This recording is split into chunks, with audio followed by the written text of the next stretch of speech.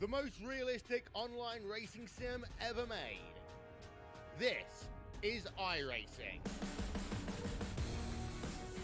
Detailed laser scan tracks, fully dynamic real world cars, and over 50 series to choose from. 6 online world championships offering over $100,000 in annual prizes. This is the original esport racing game. This is iRacing.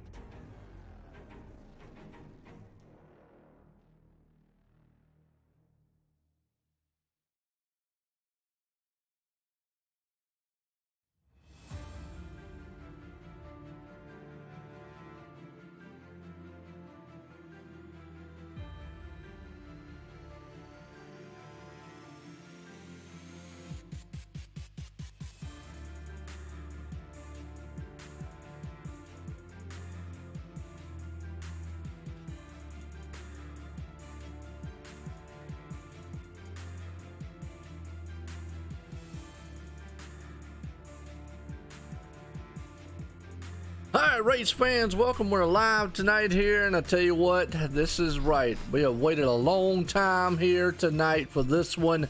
We are at Phoenix for the Sim500 Monday Night Money Series presented by Transervice, and it is the season finale. Well, not really season, but before we go to Homestead to crown a champion next week, 4 drivers are going to come out of here tonight. But I tell you what, 8 of them here tonight come in to try to get there next week to go for a championship. Well, as always, I'm Joe White up here in the booth, and tonight I'm cutting by the boss man himself here, Joey Katina. Joey, you back yet? Hey Joe, what's going on? Not much, man. I tell you what, in the middle of qualifying right now, and I tell you, we got a thriller on our hands. Coming in here because we got 3 drivers really that are just really in a fight. I mean, maybe 4. Chad Coleman still got that mathematical shot to get into it, but really 3 drivers there, and Nick Cohan, one of those drivers. And right now he's on pole, 12 points out from 4th place. And man, I tell you, what better way to say, hey, look, I want to get in the final 4 rather than put it on pole. Doing what he's got to do, Joe, and I tell you the big word tonight is going to be bonus points, the halfway points, the completion of lap 75. That is exactly what Nick Cohan has got to aim for. That can make a big swing tonight if he were to win the stage and say Jose and Mike didn't make the top 10 or just got a couple of points in that bonus and makes the position, his finishing spot, a little bit easier. He may not have to gain as many points if he can maximize the bonus. Absolutely, and that's what you got to do. You just got to come in here now. Phoenix is a tricky track. I have seen a lot of racing here, and you know, the biggest thing about this track is, and I know there's some of the best here at the Sim500, but it don't matter who steps on this track. This place here seems like it loves cautions and it loves to eat cars up. So this is a very tough place to try to get it done. But if anybody can do it, Nick Cohan can do it. I mean, he dominated the regular season, but this chase has just been a nightmare from the get-go, and he has had to fight back, claw, and get to where he is. And tonight, well, he's going to have to do a little bit more fighting to try to get in that number 4th position to try to get to next week at Homestead. Yeah, Joe, and if you look at the real world in NASCAR, you know, Kevin Harvick had his mountains to climb. Christopher Bell had his as well, so no different for Nick. He's definitely had some bad luck early on. Well, actually being involved in an incident not of his doing that really took a lot of wind out of his sails. Matter of fact, it was last race. So, but yeah, there's not a better team out here that could climb back from the hole that they're in. It's going to be interesting to watch this thing play out tonight. Oh, yeah, absolutely. And I tell you what, like I say, I mean, pretty much Nick knows what he has to do. 12 points coming in, pretty much with 1 point of position. That's 12 positions, really 13. You can get some bonus points with a halfway bonus points and whatnot, which definitely can kick in and be beneficial there. But I'm going to kind of go off of just every position because I don't even try to get in and calculating all those bonus points. My calculator gets broke after a while. Yeah, it's kind of like trying to chew bubble gum and walk at the same time. I'm not able to do that either, Joe. Hey, no doubt about it. Well, we got about a couple seconds here left before we go. Green flag racing here and grid these boys up tonight here for the Sim500 Monday Night Money Series presented by Transervice here. It has been a very, very good one so far this whole season long. These guys, man, have done an outstanding job. Well, tonight, 4 drivers will come out of here and next week fight for the title for a long, long season to end it next week at Homestead. Got to get through Phoenix here. And I tell you what, feel that adrenaline pumping already here tonight, Joey. Yeah, and Joe, something we hadn't mentioned tonight is also, it is the cutoff to the Final Four, but it's also the cutoff for the Transervice Dash for Cash. It's a $25 bonus that Transervice puts up to go along with the season. We've done it 3 times this year. Chad Cole, of course, is the leader. Mike Kelly's second, 19 points out. Rolo is third, and there's a difference. We don't add bonus points or halfway points or anything like that. So Chad Coleman's actually in the 4th position, only by 1 point over EJ O'Rourke. So that'll be something else tonight, as it's just straight up, like I said, no bonus points or anything. It's just your finish, and next week those guys will be battling out for some bonus money. Man, there you go, man. It's always a good thing about some money. Well, tonight, let's grid these guys up here because on pole, that's right, Nick Cohan doing what he has to do. He's outside looking in, but he's 12 points behind the 4th place man, but he's on pole tonight with Trey Edson sitting down the outside row of him. Chad Cole, well, he is pretty much locked in to go to Homestead next week. Got a huge lead coming into this one and has had a heck of a chase so far. He has really turned the wick up so far. Eric Arnold starting 4th, 5th place starter Mitch Rolo, that's another one sitting in 2nd place. Well, he has really come on fire here as of late, and he needs it. Chad Coleman outside looking in, starting 6th tonight. He has got a mathematical shot here to get it done, but it's definitely going to need a win, a lot of bonus points, and some help here to get it out of this place here at Phoenix. 7th place starter Steve Goschalk. Jose Gonzalez, well, hey, he is right there in the 4th place spot. 12 points in front of Nick Cohan. Can he get it done? Coming out of here, Phoenix. 9th place starter Dwight Beverly and Scott Simley. Call him Scott Smiley. Oh, I'll tell you what rounds out the top 10s. Look through the rest of the field. I say it week in and week out. There's some bad, fast drivers and some bad, fast hot rods. They're about to do some awful bad, fast things at Phoenix International Speedway. Hopefully those bad things are green flag racing and maybe a couple of bad pit stops. Like you said earlier, it's a shorter track. Hopefully these guys will get spread out and they'll just get to run this race out. And it doesn't have the whole caution aspect to it tonight. Yeah, and you know, and I'll take nothing away from any of these drivers out here. It's just something about Phoenix that I don't know. This place, man, kind of chews cars up and spits them out, so to speak. It's just one of these tracks where I don't know. Some drivers like it, some don't. Yeah, it's different. It's a track that you don't visit but twice a year, and there's nothing else on the circuit that even comes close to it. Flat corners, you got the dog leg on the back straightaway. You'll see guys cut the corner. So yeah, it's going to be interesting. Pace car's off.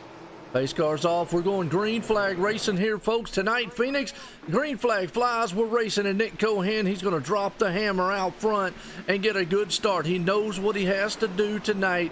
Win. He cannot control what everybody else behind him does, but he can control his own destiny here, and it has been a fight for this whole entire chase for that man leading this race so far.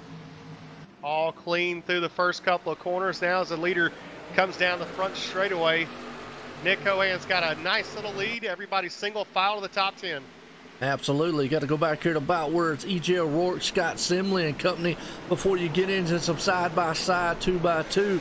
Now, the one thing about this track, yes, when they go through the dog leg, they can go way down there, and that transition is a part that you got to be very careful. You'll see them fan out 2, 3, 4 wide at some point in the race, but I got a feeling that they're going to try to get single file as fast as they possibly can. Single file is the way to get around the track. You'll notice the leaders are coming up to the 43 car of Doug Roth. Doug actually got in the server late, so it's kind of a penalty situation they have here at Sim500. If you're not in before qualifying, you have to start from pit road. So the leaders will be at Doug's back door here in a couple laps. Yeah, I hate to see that. And plus, one car out tonight, Jason Barham. Hate to see that on his end. Obviously not making it out there, so it's like he's officially out. But, you know, like you just said, Doug Roth, always love, man, those. I guess he's in the STP machine. Always, oh, no, he's in a different one tonight. Normally he's in the STP, and I love looking at those STPs as it reminds me of the king himself, Richard Petty. Yeah, I don't even think of Richard Petty anymore. I think of Doug Roth. There you go. Hey, nothing wrong with that one. Well, I tell you right, man, the king right now who really, really needs everything he can get, and that's Nick Cohan. I just, real quick, man, I tell you what, this guy dominated the regular season. He came out here, he won 5 races so far. He was very, very consistent. Top man on the charts of the points. Came into the chase, high expectations. And, man, it met with a disaster right off, and he has had to do nothing but claw and scratch his way to get to this point, and he's still outside looking in by 12 points. Checking up, Chad Cole, who's locked in, is sitting in 3rd. Mitch Rollo's also locked in. He's in the 4th spot. Our guy racing right now for the Final Four is Jose Gonzalez. He's hanging in 6th. He was real strong last week, Joe. He thought he might have brought it home with a victory. Came up a little short. And then our final driver is Mike Kelly, who's back in 14th, kind of in the danger zone, if you will. That's right. I'm saying, you know what? If it was to end right now, Nick Cohan would make it in mathematically on points-wise and whatnot. Just be at the virtue of, 1 point per position because, well, he's 12 points back. Actually, 13 back from Mike Kelly. So that 1 position is what Mike needs to look at here. And I understand he's probably going to have his crew chief in his ear all race long telling him where he needs to go. I mean, we've seen it this weekend with Harvick and all those guys. I mean, in the real NASCAR world, it's going to be the same thing with Nick. He knows what he needs to do. Jose knows what he needs to do. So those 3 drivers. Now, can't count out Chad Coleman. He's sitting in the 7th place spot here, Joey. He's still got a shot here. He's going to need a lot of help, though. Yeah, Chad Coleman is absolutely solid. He's leading or going in the Final Four with the trucks, the Sim Speed Shop Truck Series Wednesday night. He's also doing extremely well in the Hitman Xfinity Series. I believe he's in the playoffs there in the Final Four. So Chad Coleman is definitely one of the top drivers here at Sim500. Oh, yeah, absolutely. The man knows how to get around the track, and he's bad fast when he's doing it. Right now, Steve Goschalk right there on his back deck lid. And they're going to run nose to tail. You got Jose right in front of them. I call him Speedy Gonzalez. And the man is definitely fast when he gets in that 26 machine. And he is doing what he has to do. Well, pretty much a top 10. Stay in the top 10. Stay clean. Stay out of trouble. It's a long race. We got 150 laps here. We're at lap 10 so far. The only side-by-side battle, we have Glenn Campbell to the outside of Justin Fuller back in the 18th spot. So Fuller's struggling right now. DeBarro actually back there with him. That's the only battle on the track for the most part. These guys all year long, smartest sim racers out there. They've all single filed out. They know it's a long race, and they're all trying to get there to the end. And that's true. And then you got to look, Anthony DeBarro, we know that guy's fast, and for him to start way back in the 18th spot, and I just noticed something too. He's in a Toyota. Oh, that's definitely different for Anthony tonight. That is. He is normally in the choke up when I say it now. Camaro out there. But I mean, he is. He's normally, I'm so used to seeing him in the Camaro and the Chevys. I don't know if it's maybe something new with a new team that they switched manufacturers, but tonight he is in a Toyota.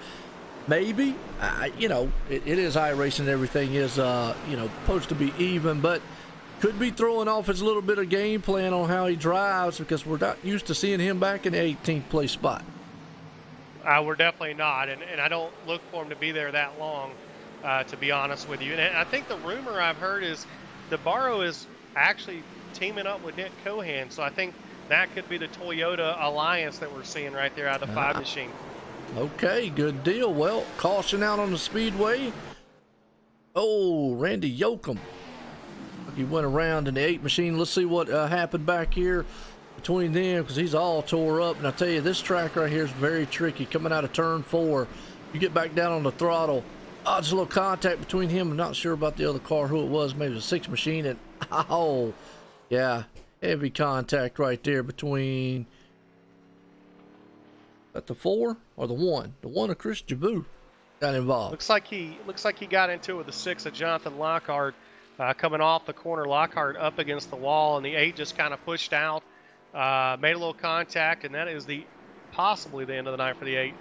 Yeah, those two men looks like a bunch of modifieds right now. There is no fast fixes here, folks, in this the series. I like that. More realistic it is.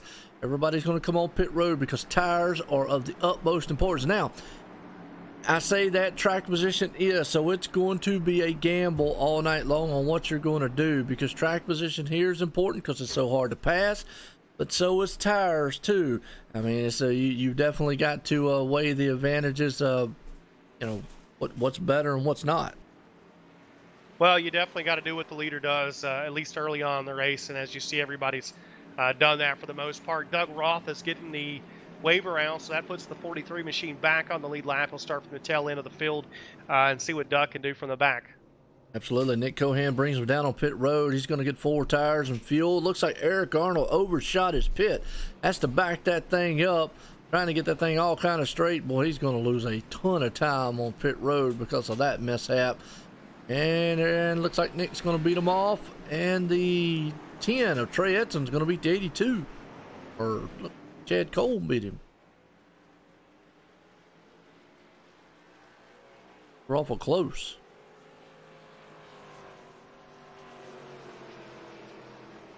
Yeah, it looks like Chad Cole did win the battle off pit road. Yes, he did. And then Nick Cohan's going to be coming out first. So Chad Cole has done what he's done. You know, all season long, we talked about him, and he kind of sit back and was just patient. And, you know, I'm a firm believer. Obviously, these guys want to win races. Any racer wants to win. But a champion and a championship, to me, consistency wins championships. He was consistent all regular style season. When the chase started, though, it was like a light bulb came on. It flipped. He became very aggressive and has not let up since then. And right now, he's sitting in second. I'm not used to seeing him in that paint job, so I have to kind of get used to him. I'm used to seeing him in the Transervice machine. Yeah, Chad, with all the great running, picked up personal comfort with a 3-race steal to go along with Transervice. So it's pretty neat to be recognized. But yeah, Chad Cole, not only talking about how he went about this season, he was real quiet at the early part, and Nick Cohan was making all the noise. And then when the pay window comes up and the playoffs get closer, then Chad Cole starts to rise. I mean, he's one of the smartest guys in this field, and he knows what he's got to do to win races. And he's not one of those guys that ever hardly causes a mistake or makes a mistake. He's ice cold, man. Absolutely. Yeah, and you're right. I'll agree with you on that one. I mean, definitely was just calm, cool, and collective, and it needed to be. And now he's definitely knows what he has to do here in the chase tonight. Really, I mean, he wants to win, but I guarantee you, I mean, he's not going to try to get out there and do anything out of the ordinary. His lights are off on the pace car.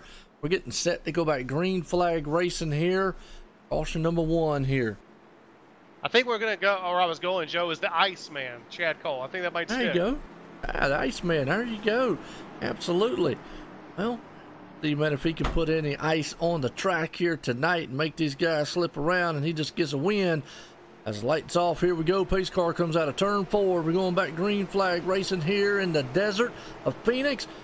Nick Cohan out front. He's going to make that thing scream here in a second. He does. The hammer flies. He is gone. Green flag flies. We're racing back here at Phoenix. The car I'm watching right now is Mike Kelly. He's mired back in looks like he's in the 13th position. Mike is just taking his time, getting through the traffic here. This is the biggest point on these restarts, is getting fanned out, getting single file. Take them a couple laps to make that happen. It does, and that's the thing. You got to be very, very careful. Don't want to get caught up in anything back in the back there, because it's very easy to do trying to come through the field.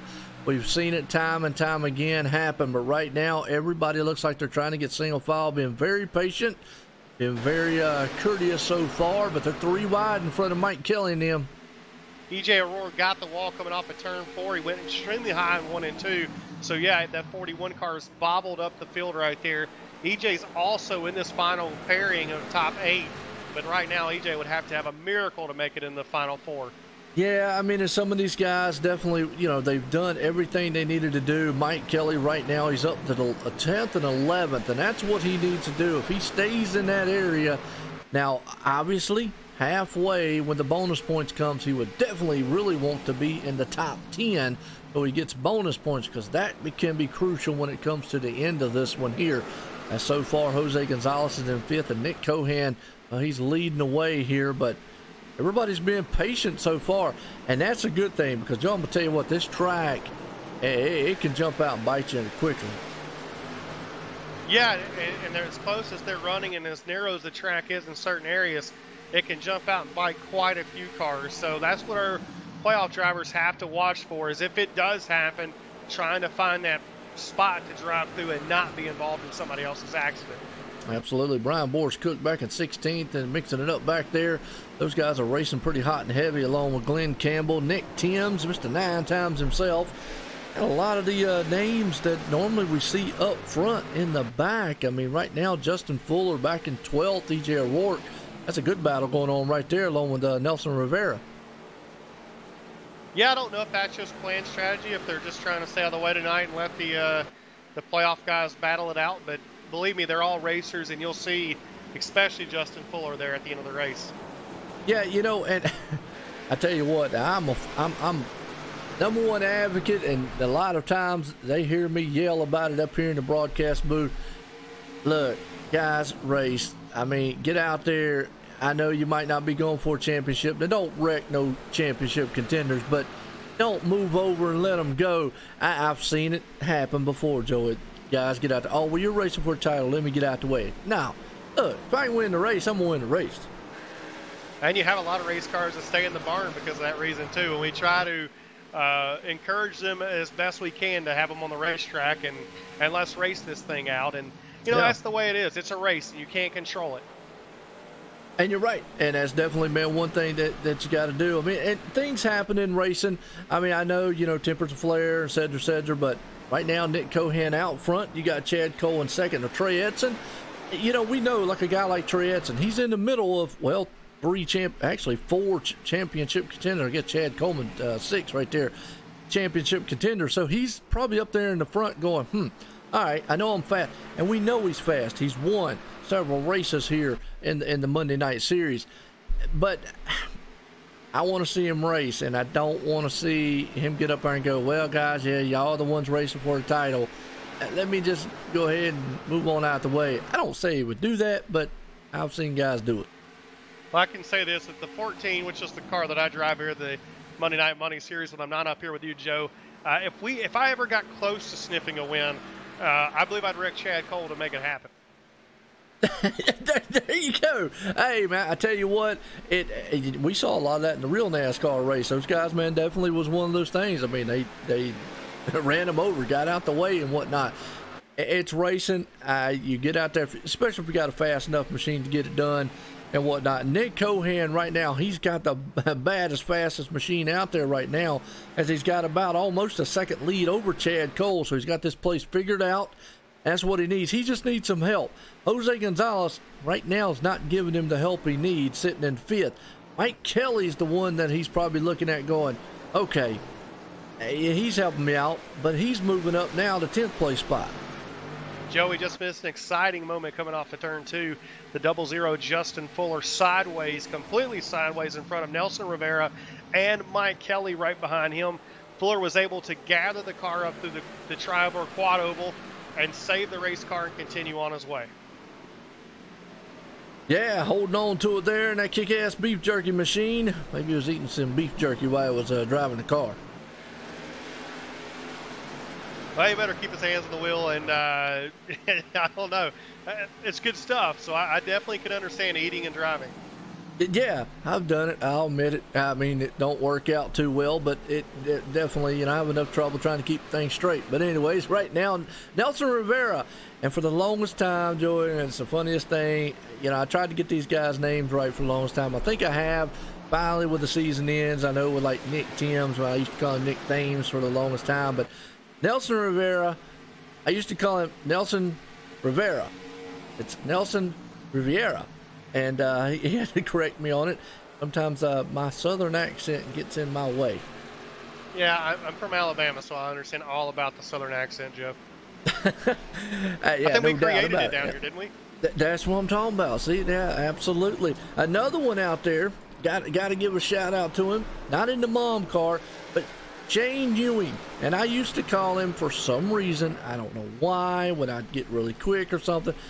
Sean Ewing. And he really didn't mind the Sean part, but I finally got the Shane part. But the Ewing, his mom watches. And I love family members that watch Joey. I love that stuff, man. The community that comes out the weekend and week out watches.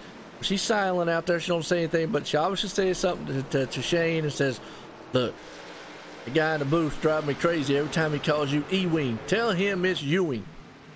Like Patrick Ewing. Speaking of Shane Ewing, we've got to give him a shout out.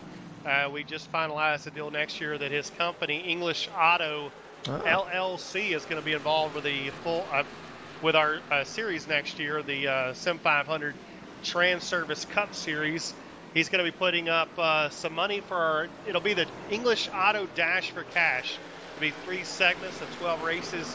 More will come out of that later, but we're excited to have English Auto on board with us for 2019. Man, that is awesome news right there, and a good guy. And hey, Mom, how you doing out there? If you're watching and listening, I know you are, rooting him on. Not having the night he would like to, but this is a tricky track. He's back in 24th. I've seen him get up there along with Tommy Rhines, who is back there along with it. Jonathan Lockhart, Jimmy North back there, Scott Stencil, Sean Bounty, and Eric Arnold all back in the back there. You mentioned Scott Stenzel, and a cool fact about Scott Stenzel, of course, he ran some of the NASCAR Camping World Truck Series events this year for Cop Motorsports, and I believe Scott Stenzel has the best finish for the season for Cop Motorsports with a top 15 at Daytona this year. Nice. Well, he's got a nice looking paint job out there, kind of throwback to Jeff Gordon there in the DuPont Chevrolet machine. Nice looking one with the flag flying. Obviously, Veterans Day today. Want to give a shout out to all the veterans out there and a happy Veterans Day to everyone. You know, definitely appreciate the service of everyone out there, and everyone might be watching. And I imagine we have some service members here in the race here tonight. Absolutely, Joe. And I want to echo that. Definitely thanking our veterans, all the veterans that are involved in sim racing, our current members of the military. We're very fortunate. We have quite a few. I know Eric Arnold in tonight's field is in the Navy. Jonathan Cadell, he's also in the Navy. So yeah, we're blessed to have those guys out here racing with us. And for me personally, Mission 22, you'll see it on some of these guys' race cars out there. It's a wonderful foundation. They basically go out and they help our veterans with PTSD. Check them out. Mission22.com is by far a gold star foundation, and somebody that's out there doing things the right way. Yeah, no doubt about it. There you go, folks. Absolutely. So you run that machine time and time again there, the Mission 22 car, as always.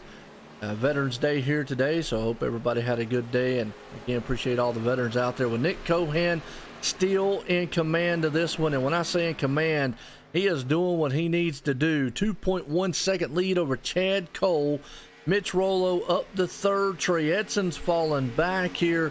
The problem for Nick Cohan right now is Jose Gonzalez sitting in 5th and Mike Kelly sitting in 10th. So he's doing what he needs to do, but he definitely still needs a little bit of help. He does, and now that it's single filed out, it's going to be a crapshoot at this point. Really, what Nick would prefer, and I hate to say this, but he needs one of these guys to get caught up in an accident, and then he's definitely got it back in his favor. If it stays like this the rest of the race, it's going to make it extremely difficult for that 57 to overcome his points deficit. Yeah, absolutely. And right now, we've been about 25, 24 laps on the run here. You're going to start seeing guys who are better at saving tires start coming to the front. And right now, Chad Coleman making a pass over Jose Gonzalez, who is falling back. Some guys are better on long runs, some are not. We were talking about it a minute ago here, and surprisingly, you said it. You hit the nail on the head. Anthony DeBarro, look at that, up to 7th already. The man with a plan. DeBarro is, again, solid. We knew he wouldn't be back there long. I was just watching the 00 Justin Fuller, going back to him. He is fighting that kick-ass, beef-jerky Chevrolet tonight. He bounced off the wall in the front straightaway. Of course, we talked about him a while ago. loose off of turn 2. So we're going to keep our eye on him right now. I think all of our playoff contenders are ahead of him right now, so they're safe. They're safe from Justin Fuller at this point. Yeah, no doubt about it. He's back there in the 13th place spot. Got DJ behind him in the 14th spot. They're all kind of nose to tail around this place. I am very, very impressed here. The Sim500 Monday Night Money Series presented by Transervice. These guys are doing an outstanding job tackling a very tough place here in the desert of Phoenix International Speedway. And, you know, I'll say it when I say these are some of the best, and these hot rods out here, they're doing a fine job so far.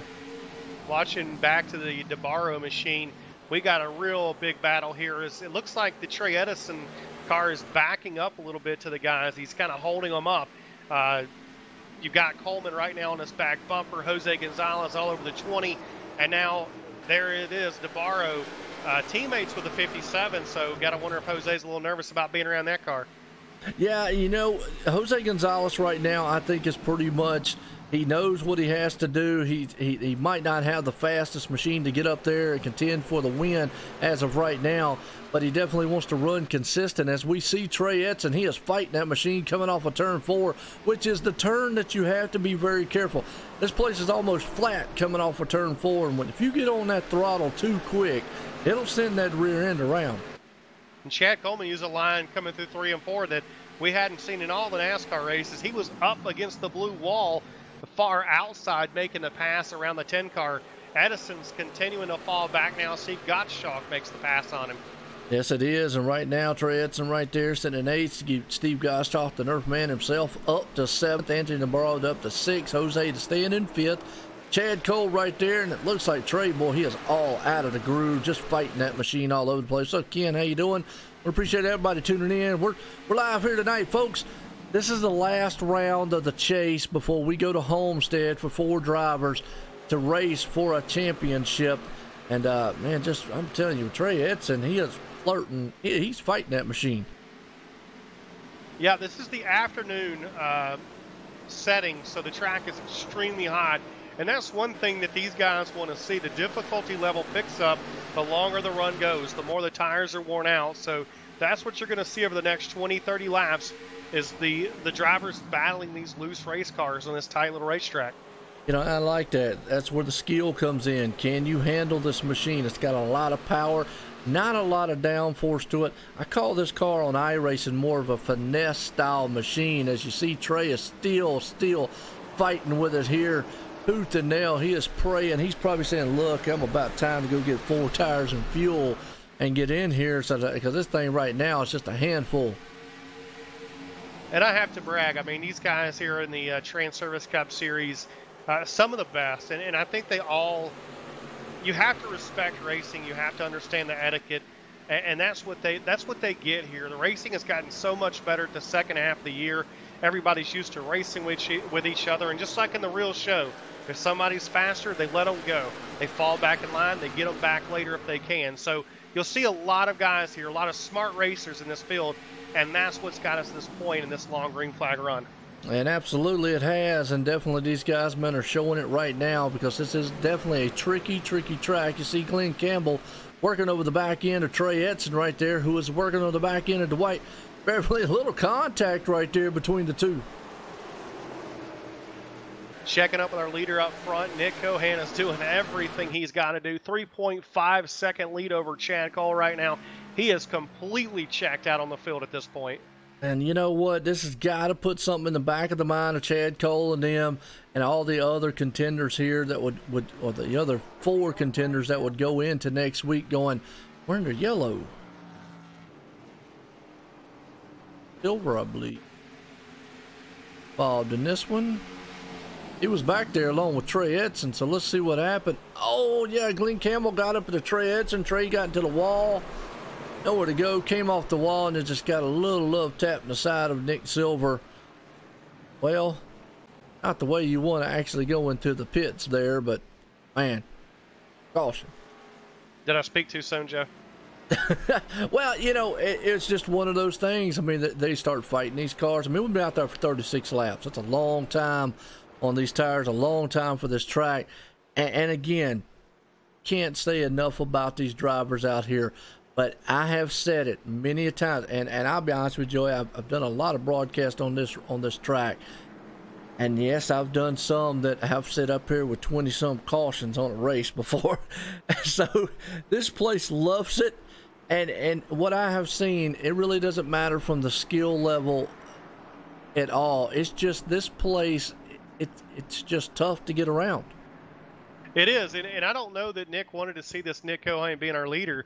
It's a two-way street for Nick. He had such a big lead, but you again want to get to lap 75 to the halfway points. So I guess in all, fresh tires are definitely needed at this point. Yeah, don't know what his pit strategy was. I mean, he probably was looking for that halfway, and we're at lap 52 of 150 here. Obviously, the halfway, like you said, will be the lap 75. And, oh, Mitch Rollo, mistake on pit road, and Chad Coleman. That is going to kill them. Devastating right there for them. Yeah, I believe I was told earlier that they could probably run this race on one stop, so they definitely could have made it if that caution didn't come out. But how were those tires would have been? So, like I said, I'm sure they're excited to have fresh tires underneath them and not have those back ends all over the place. Yeah, I mean, you can already see if somebody was going to try and say, okay, I'm going to make one stop, it'd have stayed out. But tires are so important here. You almost just got to, under caution, come in and get tires. This place eats them up. It's so slick. It's so tricky to get around. But, man, Mitch Rollo losing a ton of time on pit road with that mishap there back in 10th. Chad Coleman, though, the one that really, really got devastated back in 16th place. Let's see, Mike Kelly up to 6th, Jose up to 2nd. That's not what Nick Cohen wants to see. He wants to see one of those guys blow up. Yeah, it's going to be those three guys. Two of those three are going to make it in. I don't think anybody else has a chance no matter what happens. So, yeah, we're watching these guys. Yeah, absolutely. Like I say, I mean, you pretty much... Chad Coleman mathematically has a shot, but he would need all three of those guys, or at least two of them, let's put it that way, to pretty much fall out the race now. And then he would have to pretty much win. Which is a tall order. Yeah, it is definitely a tall order. Going to need a lot of things to happen for sure. Yeah, so right now, Nick Cohen, he's back out front. Jose's doing what he needs to do to hang on to it. As long as he keeps that number 57 in his front mirror or in his rear view mirror or close to him, he knows what he needs to do. And along with Mike Kelly also. I mean, Mike's not really pushing the issue on trying to get around Jose. Even though there is 1 point, now Jose would leapfrog at this moment right now, would leapfrog Mike Kelly for the fourth to the third place in points. But as long as Mike Kelly's, I mean, folks, we're talking 12 points difference here, 13 between Mike Kelly and Nick Cohen. So you can kind of do the math with one point of position as of right now. And it's going to be a shootout at this point. They're all racing at halfway. And again, this halfway bonus point is what would definitely separate or give the advantage back to Nick Cohen. But again, we'll mention it again. Jose Gonzalez and Mike Kelly all within the top 6. Yep, absolutely. And that right there alone would definitely be interesting. We've not even factored in as the pace car is off. Here we go. We're going back green flag racing. And it flies here, and these guys bring the motors to life here at Phoenix. Nick Cohen gets another good jump out front. Mike Kelly looking into the inside of Chad Cole now. He's going to look for the 4th spot. They come out of turn 2 side by side. Got some great racing out behind the leaders here. Yes, we do. Mitch Rollo in the mix. And you just said 3 wide. Here comes Justin Fuller. He was hanging on to that car several laps ago, about 10 laps ago. Now he's up here up front in the 9th place spot trying to get more.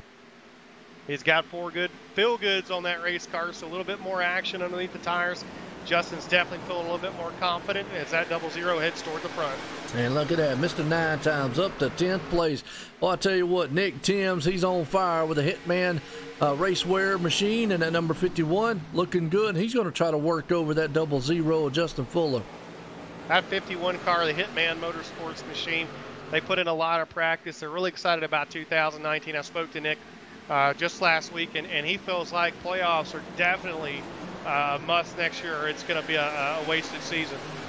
Yeah, and that's what a lot of these guys are. So he's definitely been looking good right now, up to 10th place. Got Mitch Rollo right there in front of him, battling with Justin Fuller. Justin on the outside of him.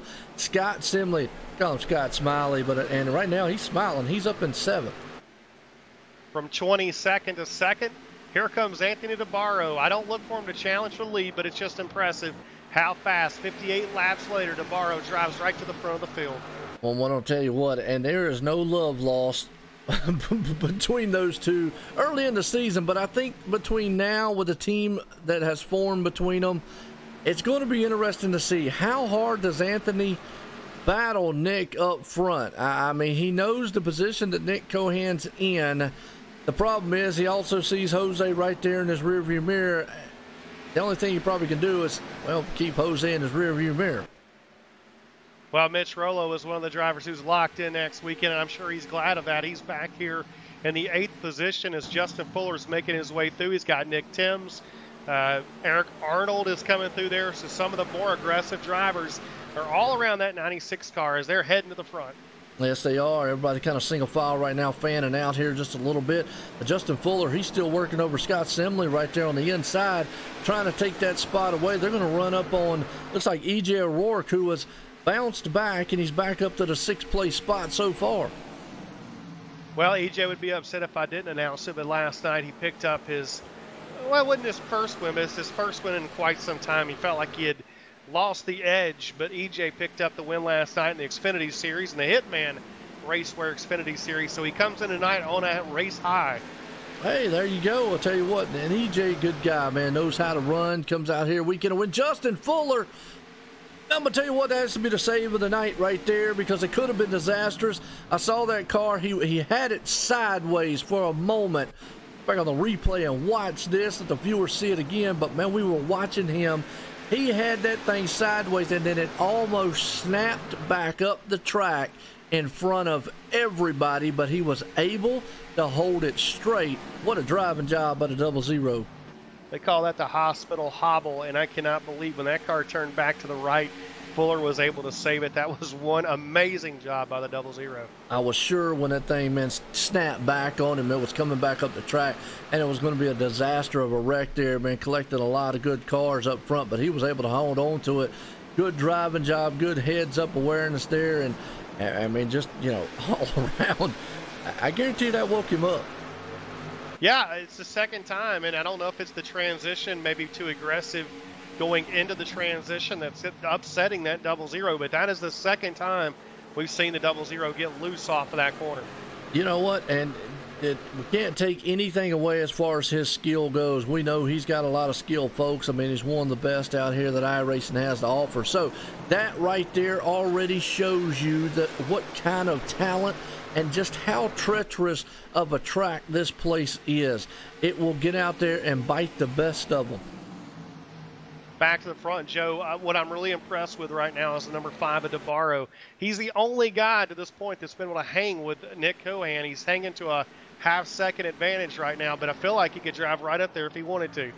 You know, and that's the thing, too, and I hope that he is trying to pour everything he can to get up there, which then again, let me flip that around. As much as I want to see guys that are in the chase, out of the chase, race each other, team orders do play a factor, and I get it. I've been in teams before myself. Get out there. If you're not in it, you help your man get up there and look at the big picture as a team.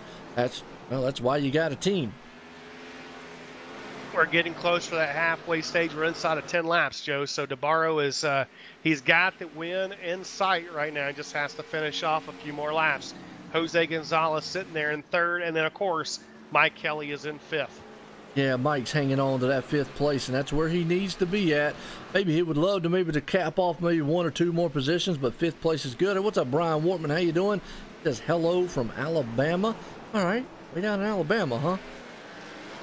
Brian Wortman's in Alabama. He's in Alabama a lot lately, but just not near me in Alabama, unfortunately. Well, he just said out in the chat, he said hello from Alabama.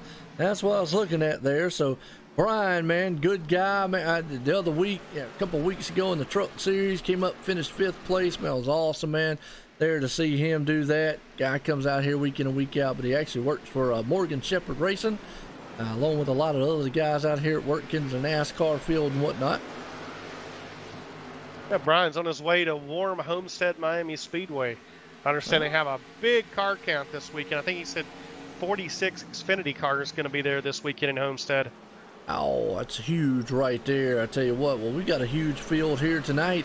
Started with 29 machines. We got 28 running so far. Jason Barham, the only one out right now, although Randy Yoakum, he is 40 laps down. Chris Jabou's 13 laps down.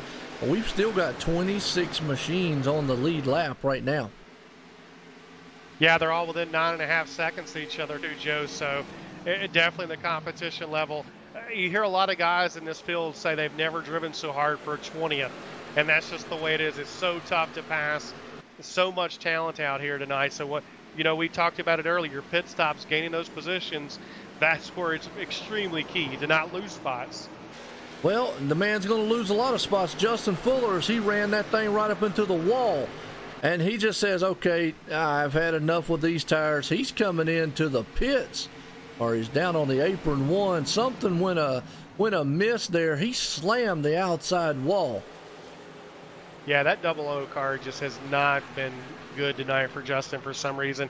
And all of his problems have been right down in turns 1 and 2. Yeah, he's done. He came in hot and heavy into the pit road. He had to be speeding the way he was coming in, so he's going to get a penalty. I do not think, and yep, he is disconnected. Not the night that Justin Fuller wanted to come in here. The car just was evil handling earlier on, and that's what I'm kind of seeing, because here right now, one thing I'm noticing, you know, hey, again, I'm gonna throw my biasness out here, Joey. you chuckle out of it. What I'm noticing is the guys in the Chevys out here are having a time. The guys in the Toyotas seem like they're kind of planted. Yeah, I have to agree with you. I was looking at the 57 and just the way he's getting around this racetrack, and it's just so elegant. You know, the car is the same line, nice and smooth. He's not having to push that 57 at all. So, yeah, definitely this track and this weather, everything's working well for Nick Cohan right now. And the reason I say that is because, you know, that's the second one. I mean, obviously, Justin Fuller putting in a wall, you know, battling that machine. But you got Trey Edson, another driver we know that can wheel these things around here, having a night that he can't handle. Jose is the only one out there sitting in third right now. And he's in a sea of Toyotas with Nick Cohan, Anthony DeBarro, Chad Coleman. Now, Mike Kelly, he's a lone Ford sitting up there in 5th place spot, trying to do what he can. But it just seems like, and I know, you know, iRacing, now I've heard from, I don't know how true it is, I've heard from some pro drivers that some of these cars, that the Toyotas seem like they, you know, are planted better in the turns, and, you know, the Ford is faster, and the Chevy feels like it's more stable. I don't know how true that is, because I haven't drove all of them, but, you know, I don't know, maybe from a driver's perspective, what do you think? I stick with Chevrolets, but I'm changing manufacturers after hearing that. We're coming around now, Joe, to catch the halfway, and it looks like Nick Cohan is definitely going to bring this one home and get maximum points here at the halfway stage. Absolutely going to win the halfway here. Nick Cohan and Jose Gonzalez. He was closing in on Anthony DeBarro. Not going to get to him in time, but he's going to end up in third. Mike Kelly in 5th. Now, what that does, folks, there's a point for each one of those. So Nick's going to get 10 points. Thing about it is, though, is Jose's also going to get 7, and Mike Kelly's going to get 5. So really, if my calculations are right, basically knock 5 points off of 12, and you still got, what, a 7-point difference there, right? Yeah.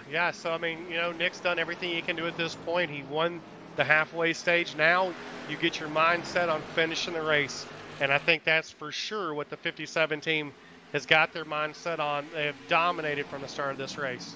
And that's what Mike Kelly and Jose have to think about. Pretty much top 5, they're locked. So I know they're probably thinking top 10, but with those bonus points being maximized by Nick Cohan and with him just dominating out front, now they have to think about, okay, have to readjust that. And they're going to have to pretty much say top 5 is where they need to be to ensure that they've got enough to stay in front of him. Yeah, it's a race within a race. You got to give it to NASCAR. The stage racing has definitely made the professional level exciting. Here in sim racing, we don't have stages as of yet, so a halfway bonus point. The bonus points, it's amazing what they've done this season, and the guys that are, again, continuously strategizing for that halfway point. So again, the race within a race, now everybody's got their mindset on finishing this thing up.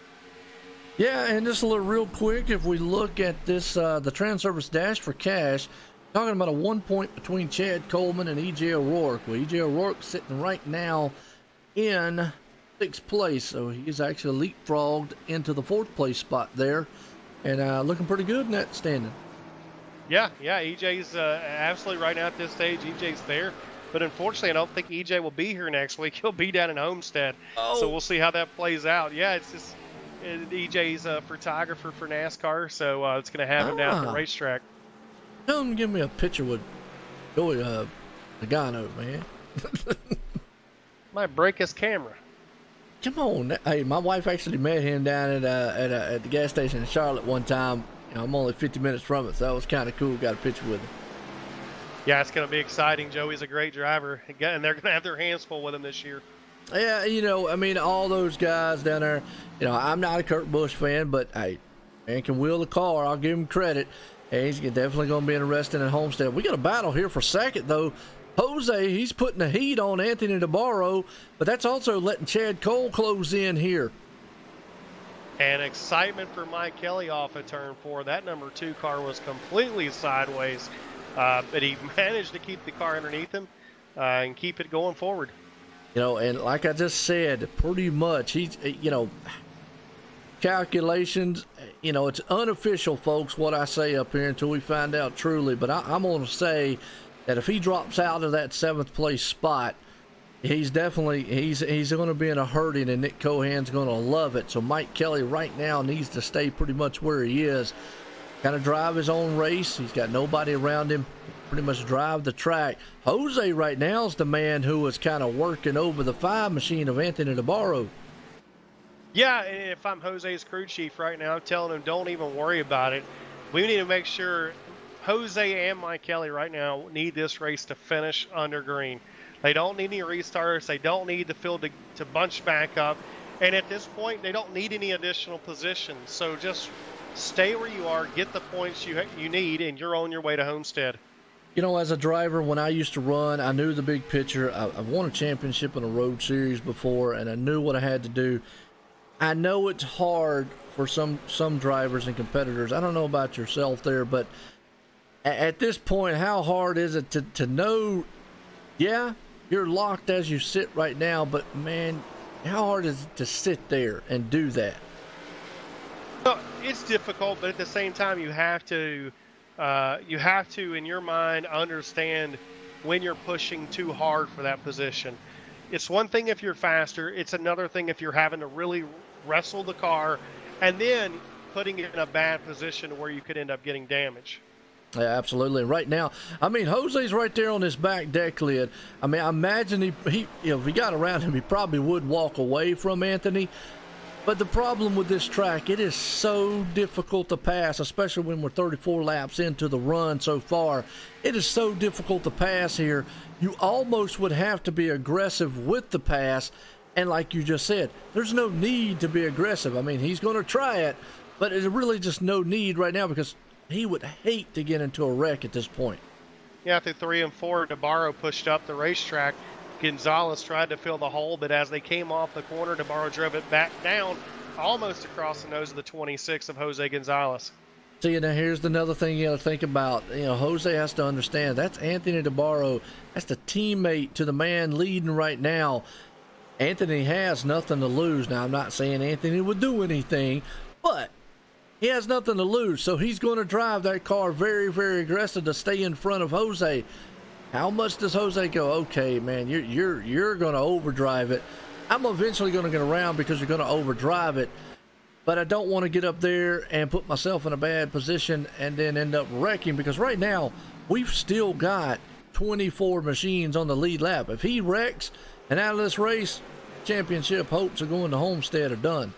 Yeah, and I think he's got the best possible person as a teammate is Chad Cole, and they're in the same group channel together tonight. So, he's counseling with Chad, and Chad's watching everything right there. So they're working together.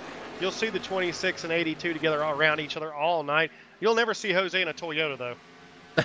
Yeah, I hear that, no doubt about it. Well, Mike Kelly's moved in on this group. Now, Mike Kelly is probably in a unique position. I mean, I don't know how much he wants to push this. And then again, he's got Chad Cole in front of him. Now, Chad Cole's locked in.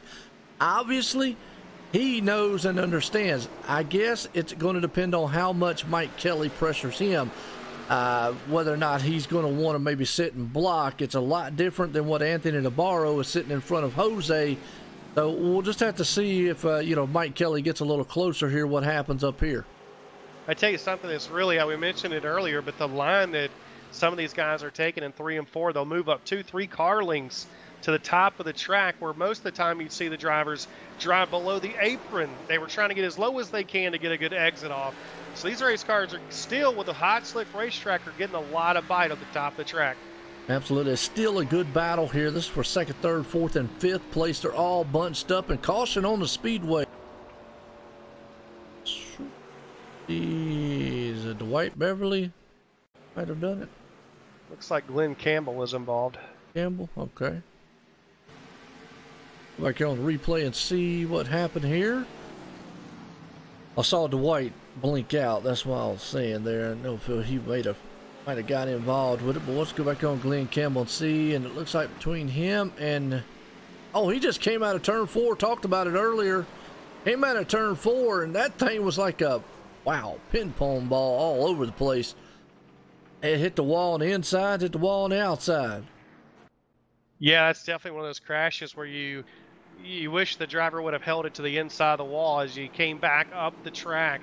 Luckily, no other drivers were involved. So, yeah, the Transervice Chevrolet is destroyed and probably done for the night. And it just takes us back, man, that looks like here on the hot track of Phoenix, for some reason, again, I got to bring it up, the Camaro's not holding very well here tonight. The Toyotas are definitely holding and locked down and being very dominant here. Just like I said, don't know how much physics-wise that's playing in here of iRacing, but either way, it's interesting to note because how realistic, iRacing is, or the iRacing simulators. Everybody's on pit road. Now, you mentioned earlier, Joey, does Jose and them want to see this caution? What do you think now? Well, I don't think anybody wanted to see this caution. And look, DeBarro's going to beat him out of pit road. So we have a lead change for the first time tonight. Nick Cohan will come out second, Jose third, Mike Kelly fourth, and Chad Cole's fifth. Well, you know what? And I tell you what, we talked about this last week, pit times. And, I know, Joey, and a lot of the viewers out there know, a lot of the drivers know, that pit stop by Anthony DeBarro, a 14.2 second pit stop. But his total time on pit road, from the time entering, time on pit, doing his pit stop to the time out, was a 42.1, as compared to Nick Cohan, who has the number 1 box, obviously because being the pole center tonight. He had a 15.8 second pit stop, which is an eternity on pit road, but he only had a 43.1, so he lost a second of time on pit road, which is a astronomical amount of time in racing. It is, and it paid the big price. Now the 5 cars out front, I don't know. These 2 guys have been the dominant 2 drivers all year. So can anybody touch the 5 now at this point? And it's going to be interesting. But we're going to have a long run. Will it stay green? We're going to be 50 some odd laps, 55 laps to the finish. If we get a green flag run, this is going to be extremely exciting to watch this race unfold. Absolutely. It's going to be interesting to see how much Anthony DeBarro puts up a fight to win this, and I know he would love to win it. It was heartbreaking. Obviously, I know, family and home things come first, work and all that stuff. A couple weeks ago, he missed a race. He came in the next week trying to fight his way back in. He stayed in the top 8 or top 12 or top 8, I believe it was, and then just missed it, getting in here. I think it was at the top 8. Missing it by a few points, but did everything he possibly can. Now I gotta see how much fight does he put up here to stay out front? Again, I get the team order stuff. Yeah, I like I said, I don't know how much the rumor is on the team stuff, but DeBarro, Cohan, Gonzalez, Kelly, Cole, get on the list. It's no different from Sunday afternoon with Kyle Busch could have gave the win away to the 10 car to let, to keep Harvick from getting in. These guys want to win, and I think that's what we're going to see here is just a straight-up battle, Joe. There you go. Pace car's in. Here we go. They're going to go flying. He does. He gets out front. Anthony Navarro on the number 5 machine as we're going to have 55 here left at Phoenix to settle this one. Now, that's also going to put up, look at Mike Kelly. He knows it's go time on the outside of Jose. This is what he might have wanted to see. This is his shot to maybe get up there and say, okay, look, that's not what Nick wants to see in his rearview mirror. The two guys that you're battling side by side. Yeah, you would think these guys are out of the danger zone right now, and that's probably why you'll see Mike Kelly loosen up a little bit in the race. He's upside now, outside of Jose Gonzalez, going to make the pass, putting Mike in the third, but Jose's now powering. Oh, we got contact. Kelly's going around. Oh, man, and he got contact with Scott Simley. Just a little bit. Looks okay, but contact between the two, Jose Gonzalez and Mike Kelly. We just talked about it.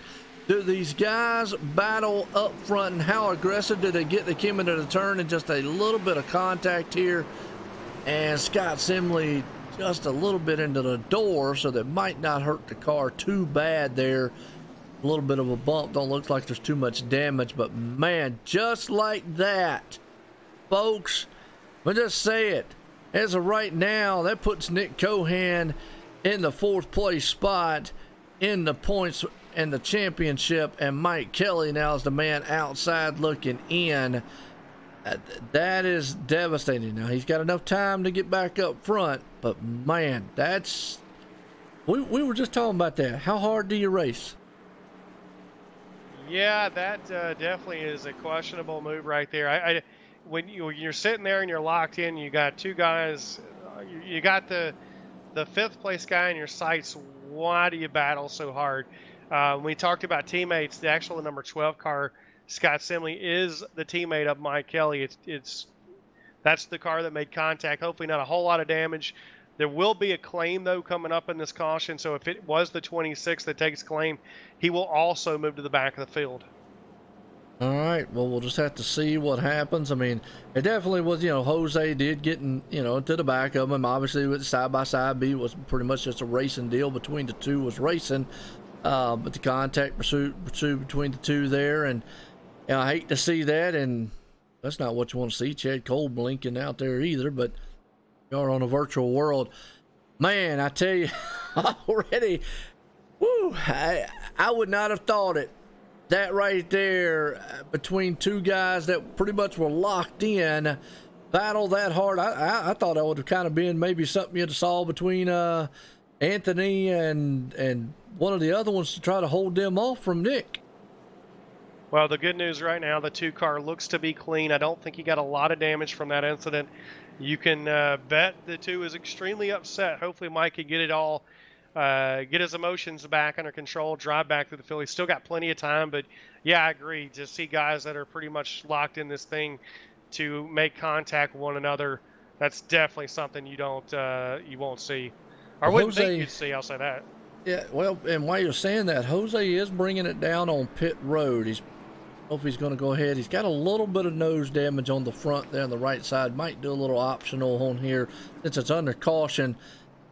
What that's going to do, and folks, remember, there was a 1-point difference between these two. Okay, but at this point, where they're sitting at, Nick Cohan is in because he was 12 points back. Mike Kelly, as of right now, is back in 20th. Jose is in 22nd as of right now. Well, Mike would be in because of the 1-point difference. Actually, well, the bonus points would come into play, and I think there's about 2 points difference between that. Actually, I think they'd be tied. It's going to be good. Yeah, it's going to be good. Yeah, I kind of confused myself with that one there, but bottom line, folks, it's tight between those two. Yeah, Jose took the claim on that one. He does, looks like he's got a little right front damage on the 26 car. So, yeah, it's going to be interesting. There is a lot of time to go. Neither car looks to be extremely enough damage that it's going to mess them up. They're still going to have a chance to race back up there. Yeah, I mean, they just got to be patient. Don't want to get mixed up in anybody else's, mishap or misfortune or anything. His lights are off on the pace car. Already drama pursuing out here in the desert. It's getting hot. It's hot on the track, hot inside these cars, and hot here, man, at Phoenix, and a battle for the top 4 in the championship to go to next week at Homestead. Pace cars out of turn 4 for the Sim500 Monday Night Money Series presented by Transervice. Here we go. We're going back racing. Anthony DeBarro in the silver bullet. He shoots out like a bullet right there and lets that thing sing. Nick Cohan's right behind him. Watching the start here for Mike Kelly. He's going to look the inside of Jimmy North. It checks up pretty hard. He's going to follow on the bottom line. So that's going to be the thing to watch as the 2 and the 26 make their way back through the field. Now, Joe, that's not the first time they've had contact. Actually, I believe Jose got in the back of the 2 car at Kansas on the last lap. And so that's the second time those guys have made contact here in the playoffs. I tell you what, and, remember stuff like that. So hopefully it doesn't end up being a bad thing. Right now, though, Chad Cole's hanging on the 3rd. E.J. O'Rourke up the 4th. Eric Arnold back up to 5th. He's definitely been having a good night tonight, along with Steve Goschalk. And just to give you an update, Mike Kelly's back up to 18th. Jose is sitting back in 21st. So that battle between them two, it is tight. Now remember, if Mike Kelly can get back up, I'm going to say the 7th or higher, he's good to go. Got plenty of time. He's got to be patient, work their way back up through the field. Hey, mistakes happen. Again, we said it earlier, Joe. This is called racing, and the uncontrollable happens sometimes. But the better drivers, they overcome, and that's what we're going to watch tonight. Mike Kelly and Jose Gonzalez, although a big field tonight, they literally only had to pass 9 or 10 race cars to get back where they were. The fact of no damage on the race cars after the contact makes it a real possibility they can do this extremely fast. Absolutely, as Mike is back up to 17th. Remember, he did start back a little further than Jose did. So he did have to come through the field just a little bit. As Chad Coleman out of the groove, Nick Timms goes up underneath him there. They're 3 wide bumping and banging. That's not what Mike and him wants to see in front of them there. They don't want to see a big, huge wreck. Absolutely not at this stage. I think all the excitement they can handle has already happened. Mike Kelly makes a move now 3 wide. He's going to pass out of turn 2. He gets around the 12. He gets around the 32. He's coming on strong. Well, they've got the newer tires. Between him and Jose, they've got at least about 4 or 5 lap newer tires, and that makes a huge difference here at this track.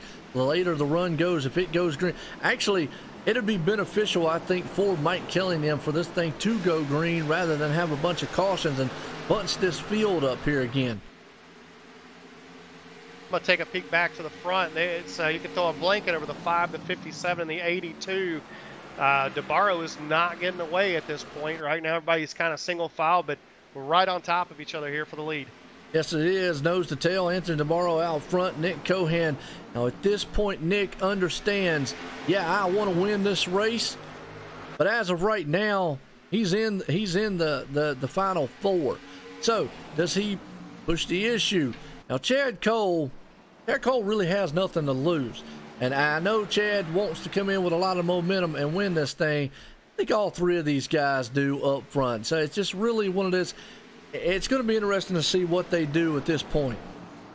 Wow, another exciting moment up in the middle of 3 and 4 as the 24 machine of Scott Stenzel got in the back of the number 6.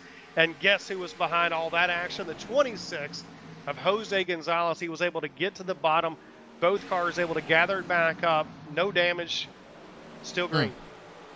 That'll wake you up in the back. The problem is Mike Kelly's moving through the field. He's up to 15th. Jose's in 19th. Jose understands he has got to keep that man right there because the difference between the bonus and pretty much, folks, the difference between those two are going to be the bonus points. I mean, it was 1 point coming into this race between the two.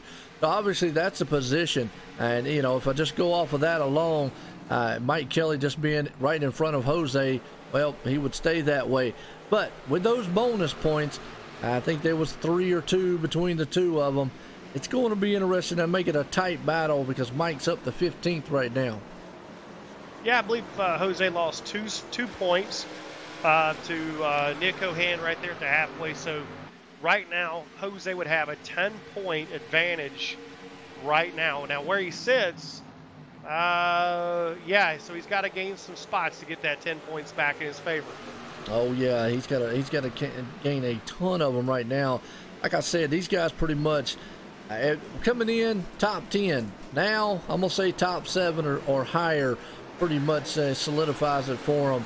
That, you know, everything's unofficial obviously for us up here until we, you know, find out the true tally of this one. But Anthony DeBarro, he does fall back to second. Nick Cohan says, well, I'm gonna just do what I need to do. I'm gonna just win this race, and that way whatever plays out plays out. Yeah, I think that is the ticket right there, Joe, is a top 10 for the 2 and the 26. Pretty much locks this thing up. But now, as you said, the 57, who has dominated this whole night, is back out front. We'll probably watch him pull away from the 5 of DeBarro. Yes, it is. He's got about a car length advantage right now. And Chad Cole, though, eating a back bumper up with that 5 machine. Eric Arnold, though, is going to go door to door with E.J. O'Rourke back there. They're going to go side by side, battling it out for the 4th place spot. Each lap clicks off, the more and more the time runs out. We've got to see the 2 car kind of has stalled at this point right now behind the 43 car of Doug Rolfe. He has got to start making up some lap or car positions. Jose Gonzalez is in worse shape as he's 4 spots behind Mike. Yeah, and at this point right now, I've said it time and time again, you know, tires are important. The problem is it is so hard to pass here, to get around these drivers and to get around this place because of the groove and just where you have to go and how slick it. Oh, contact right in front of Mike Kelly. Man, I'm going to tell you, right there has got to be a wake-up call. He's seeing cars just slide around in front of him. I just lost my breath, so I can't imagine what it's like to be those guys racing for the playoffs. Mike's going around Brian Borscook right there. He's the PR man for Joe Gibbs Racing. He's taking over that 13th place spot. And Jose's trying to move up, trying to keep in tow with him, trying to keep him right there. Jose's in 17th. Mike Kelly's doing what he needs to do, moving up in positions one by one, slowly but surely. And I just hope, Joe, for Mike and Jose both, I hate to pull against someone, but for the friendship and everything, I sure hope both those guys can recover what they had before that incident. Yeah, and yeah, I mean, yeah, you'd hate for it to come out of here and one of them make it, one of them don't, over an incident that happened on the track from hard racing. That, you know, it's really easy for us to say up here in the booth. Again, they're drivers, you know, they want to win. It's real easy for us to say, why in the world was y'all doing that? Yeah, and I don't think it was anything on purpose. Jose Gonzalez does not race like that at all. They are in the heat of the battle right now. You know, again, some of these guys don't have spotters. They don't have crew chiefs. They don't have somebody trying to calm them down. So it's you, it's the steering wheel, and the competitor in front of you. And yeah, absolutely, this will get the best of you. It's called racing and the adrenaline rush, man. You got to love it. Well, you know, and the biggest thing, too, is if Mike Kelly moves on and gets that 4th place spot and Nick Cohan grabs the other one and Jose knocked out over a move of contact right there, you know, that is a devastating feeling. Hopefully, like you said, you'll be able to bounce back coming into next week, but it almost makes your heart go out just like what happened to the 41, you know, this past yesterday. Yeah, it's like you said, you oh, big spin off the front. Sorry to scream there, but the 51 spun. Yeah, he did. Nick Timms hard into the wall. Go back here, and I think he collected Mitch Rollo, too. Actually, they were side by side right there. And let's see what happened. Mitch Rollo just, well, got in there a little bit heavy. Got in the back end of the 51. 51 went around, hard contact. Nobody else got involved, though. Well, I tell you one thing that nobody wanted to see. The 51 was trying to back up, trying to get his race car turned back around. Luckily, nobody else was involved in that accident. Yeah, it was. I mean, so definitely was there. It puts Mike Kelly up to 12th. Nick Cohan's still going to be in charge of this one. Jose's hanging on there in 15th, so they were able to get around that. Mayhem, I don't know if this is what they probably wanted to see. They would have rather seen it go green the rest of the way out, because now they got everybody bunched up again. And you know, cautions breed cautions. They do, but you also have to think everybody's fixing to get fresh tires. You know, the 2 and the 26 were driving extremely hard, harder than the leaders were to try to get back up. So it's a reset for them, re-rack it. They gained back a lot of those positions, so now it's time to finish it off. Mike Kelly is just literally 2 positions away from being comfortable again. Jose Gonzalez is about 5 spots away from being comfortable. And again, you saw DeBarro make up a second on pit road. They also are great at what they do, so can they find an advantage getting on and off pit road? Absolutely. Everybody coming down on pit road gets 4 tires and fuel here. Nick Cohan, well, let's see if he wins the battle back off pit road. What happens here is he's jacks that thing up. Pit stop here. Nobody's going to take 2 tires, I don't think, at this point. Here comes Anthony around. Boys, it is a mess of a battle going on back there in the back. Mike Kelly got off on pit road. And he actually gained a spot. He got around the 43. And he got around him, so that's going to help him out. Jose still back in 15th. Nick Cohan, the winner, off on pit road there. Anthony Navarro and Steve Goschop. Awesome pit stop by him. Tell you what, with a 14.3 stop. Well, going back to the incident, I hate to see that for Nick Timms. The 51 car has been extremely competitive tonight. It's just unfortunate to see his night in the way it's going to. You think he's going to go back down? Well, no, I figure they go back down for repair, but they're going to stay on down the racetrack. Yeah, I hate to see that on his end. Mr. 9 times himself out there, does an outstanding job week in and week out. Well, there was one driver out here that rolled the dice on 2 tires, Sean Bounty. Going to see what 2 tires will do. He's going to be in 9th place spot. It's going to be interesting to see, because actually it's going to put Mike Killingham right behind him.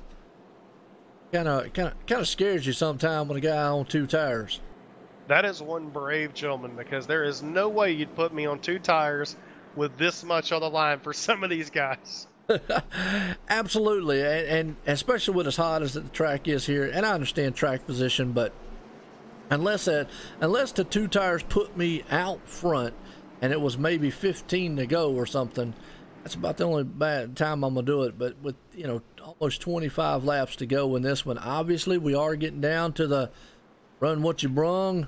Business is about to pick up, as I like to say, and there's 2 things I like to point out. Obviously the last lap puts an end to it. In iRacing, usually if a caution comes out with 5 to go, that puts an end to it, so these guys could be racing to that mark here. As lights are off on the pace car, we're getting set to go back green flag racing. Well, right now we've been focused on the 2 and the 26 at this point. Nick Cohan, our leader, who's dominated tonight's event, he's got nothing to worry about. He's got clean racetrack. The ones that have got everything now on the line that are racing their way back up, Mike Kelly and Jose Gonzalez, they hope to have a clean restart, and everybody else has one as well, and they get to race it off turn 2 and get back in a rhythm. Absolutely. Nick Cohan's going to sing this thing into turn 1 here, as a pace car's going to duck off. It's out of turn 4. Right now, lights off, it's in. Here we go. Nick Cohan drops the hammer as this thing is going green flag. We're back racing here at Phoenix, and Nick gets a good jump out front. We're going to watch him go into turn 1 here. The 34, as you mentioned, on 2 tires. We'll see how they hold up. If he doesn't hold up the inside line, it'll be a miracle. Right now, Mike Kelly's going to look to the outside of him and see if he can't get that run on the outside. He's definitely got 4 tires as opposed to the 2 tires, but usually the inside groove's where you want to be. Right now, Sean Bounty's holding his own. Yeah, the 43 of Doug Roth was able to get around the outside, so Kelly drops another spot, but it's going to make it back up going into 1 on the 34. There's Jose Gonzalez now inside of Brian Morris Cook, trying to move himself up another spot. Yeah, it's just so hard to pass here, even with 4 tires. Everybody's like, well, he's got 4 tires, it should blow right by him. Folks, this is a tough place to pass, and right now, Mike Kelly does make the pass, and the man is probably going to have to be a little more aggressive. Behind him there's Jose Gonzalez, and you can see it He is trying to make up some ways to try to get around these guys. He's back there right now in 15th place. Yeah, I don't know if he did get damaged or not. You know, we did report that he had a little bit on the right front, but absolutely, this is time now that Jose, the 34 got a little loose. Jose is able to capture that position on the outside. Ooh, that's not what you wanted to see, a car get loose right in front of you, but he's still side by side with him. And again, that's not what Jose wants to happen, is have a car, man, battle with him. But Sean Bounty definitely fighting that machine with the 2 tires out there. Mike Kelly going to work over the 43 machine there. Doug Roth, who was up to 10th, having a good run so far. My foot is just patting as fast as it'll go, Joe. My nerves are shot. This is amazing right now to be up in the booth with you. I'd much rather be up here than down there with those guys. But, yeah, to watch what these guys are having to do. Mike Kelly and Jose Gonzalez are right here back to pick up where they left off to put themselves in a chance for the Final Four. Mike Kelly is going to clear the 43 off of turn 2, sets his sights on the number 20 of Chad Coleman. And remember the 22 car, Nelson Rivera. That is a Turn 1 Heroes team car to the number 2. Absolutely. Well, Mike Kelly is trying to clear that number 43 there of Doug Roth. We're under caution. What happened out?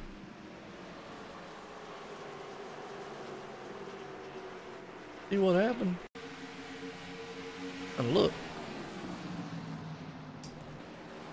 I think it's around the 32 car, from what I understand. I just heard him say Timms. Wow, he got stuck in the wall. It happens. He was actually, he just slid, like he just lost it coming out of the turn, and then that thing kind of stuck into the wall like a dart. Ouch. Yeah, like a sudden stop. Boom. Well, does anybody stop here? I would say, well, you got a few takers, yeah. So now with that, if Jose and the 2 and Mike Kelly stay out, they're back in the green. Yeah. I pretty much think that they had to do what the leader was going to do, which was what Nick and them up there were going to do, and that puts Mike Kelly up to 7th, Jose up to 10th.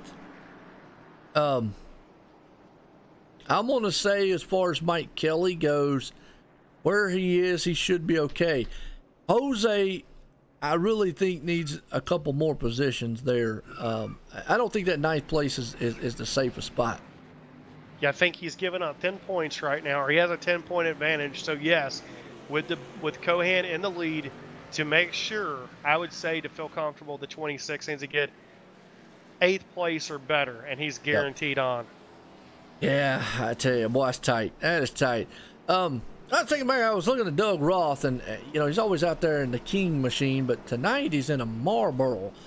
He is definitely smoking on the track. He's up to 8th. Doug Roth is a guy that has battled all season long. He's had some horrible luck, and I have to say that because I actually made contact with him a couple of times this year, but Doug has had horrible luck. He's one of the most consistent guys. He's extremely difficult to race as far as he's not going to roll over for you. So it's good to see Doug finally get something to pay off here toward the end of the year. On a tough track, too, here at Phoenix in the desert. Folks, we're still here. We're under caution tonight. Lap 132 of 150. This one right here, pretty much you can just say this is kind of the finale of before we go to the championship round in Homestead for the chase here. 4 drivers after tonight, and the 4 drivers, 2 of them are locked in. Mitch Rollo, Chad Cole. Now, the other 2, we're looking at Nick Cohan, Mike Kelly, and Jose Gonzalez. The thing about it is Nick Kelly, Nick Cohan came in 12 points behind the cutoff of Jose Gonzalez, who was in 4th.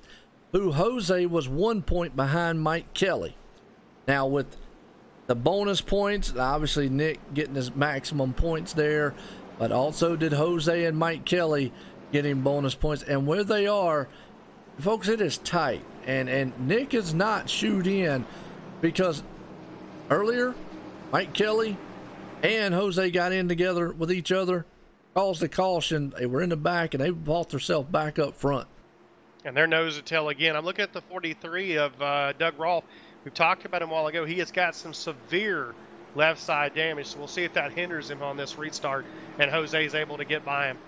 Absolutely. So we'll see what happens on the restart here as the pace car's coming out of turn 4.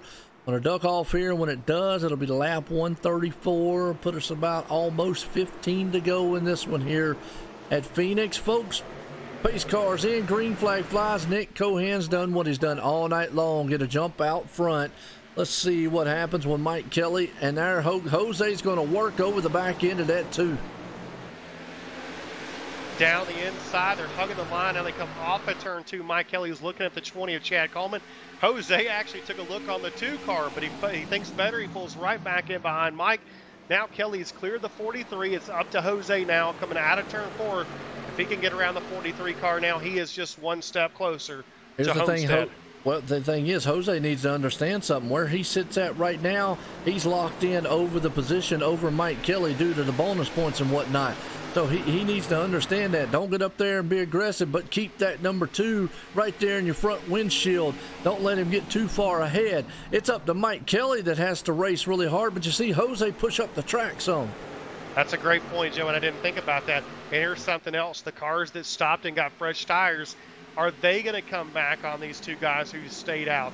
Because there wasn't many cars separating them to the guys that got new tires. You see EJ O'Rourke powering the inside. He's going to be a factor here shortly here toward the back bumper of Jose Gonzalez. Absolutely. As laps are winding down here in Phoenix, you got Jose right there. He knows what he needs to do. As of right now, Jose Gonzalez would technically be locked in the 4th place spot over Mike Kelly. Mike Kelly really needs to stay where he's at, or really I'd say about another 2 more positions. The problem that you just said right there was Nelson Rivera, EJ O'Rourke and company, who have newer tires.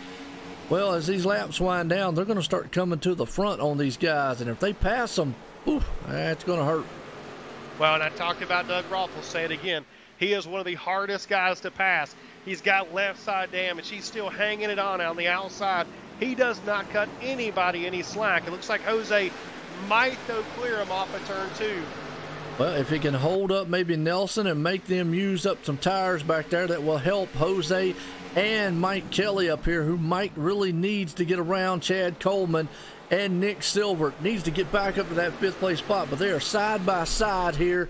Nelson Rivera, the 22, almost contact with the 43 of Doug Rolfe as they came out of turn 4. Exactly what you said. The 43 was able to hold off the 22. They're side by side. It's going to give a little breathing room to Jose Gonzalez to these new tires. Don't look for that 43 car to go anywhere as he is powering back to the outside of the 22. And what it does here is, even though they got newer tires, it's making them work those tires right there. So they'll even off as the laps wind down, and the laps are, we have 10 to go here at Phoenix. Nick Cohan is over a half second out front of Anthony DeBar. We're watching the battle back here because this right here is pretty much what Nick is concentrating on. If Mike Kelly gets another couple positions, Jose gets another 1 or 2, I'm going to say. Nick Cohan, for everything he has done, it just won't be enough tonight. Absolutely. The 26 and the 2 cannot afford to lose any more spots. They are hanging on right now. They are looking toward Homestead Miami Speedway after getting involved in a tangle between the 2 of them. The second time those cars have made contact in the playoff, they both have come back through the field and put themselves in a chance to be in the championship race next weekend. Well, right now, EJ O'Rourke does go around the 43. So here comes the first guy on the best set of tires, EJ O'Rourke in the 41. We'll see if it's enough time to run down Jose in the front side here. But can Mike Kelly, he would love to get 1 more position there, because I'm just not 100% confident that 7th place gets him in to the title hunt. And I'm not confident in my math to say that that's what he needs. Where did Mike finish? I don't even know where he finished the halfway. He finished in 6th. You're right. It's going to be really close. It's close. It is extremely.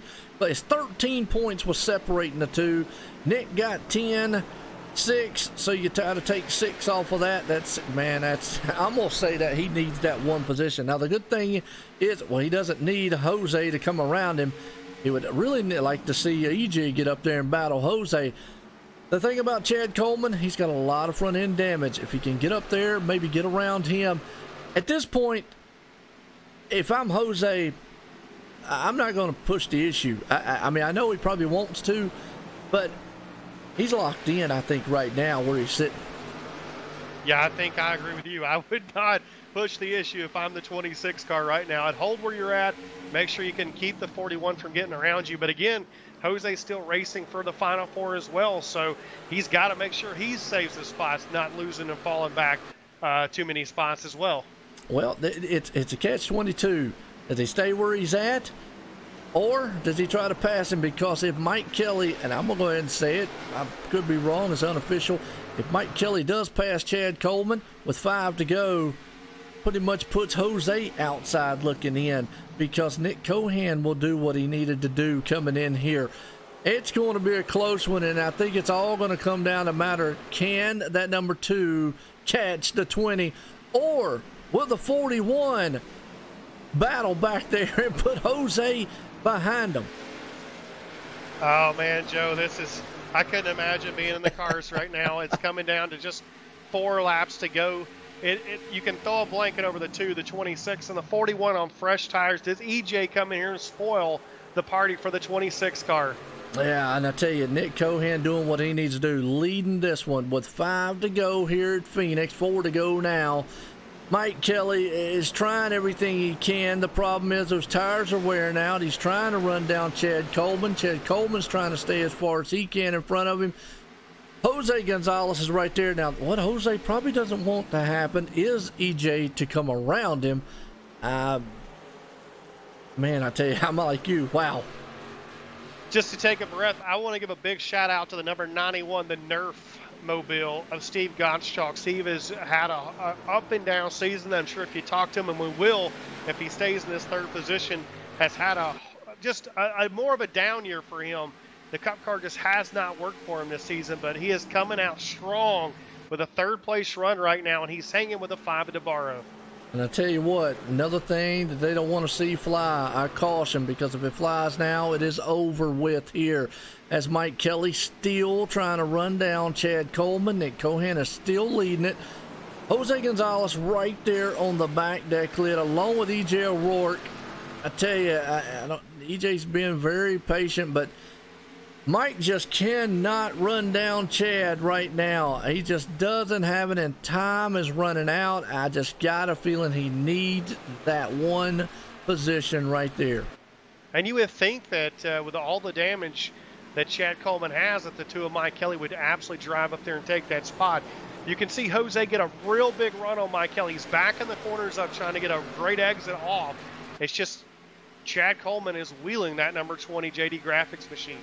Final lap, final time. I don't know if Nick's going to win it. Mike doesn't have enough to chase down Chad Cole. He's going to end up in 7th place. And man, what a finish to this one. Wow, we'll get the official results. I just got a feeling, I think Jose flipped that 4th place. I could be wrong, but I'm going to say he got that 4th place. Mike Kelly needed 1 more position there, but Nick Cohan, winner here tonight. He did what he needed to do, coming in here, winning this thing, and putting it in victory lane. Well, Joe, I'm actually going to step away just for a second here, let you have your time with the top 3. I'm going to get these points calculated up, and I'll jump right back up here, and we'll figure out where we stand and who's in, who's out. Sounds good. All righty. These guys up here and get a talk in with them. Find them here. Tell you what, that was a wild, wild race right there, folks. Find old Steve Gottschalk.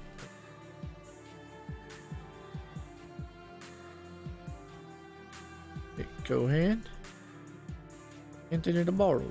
Wow, all teammates right here.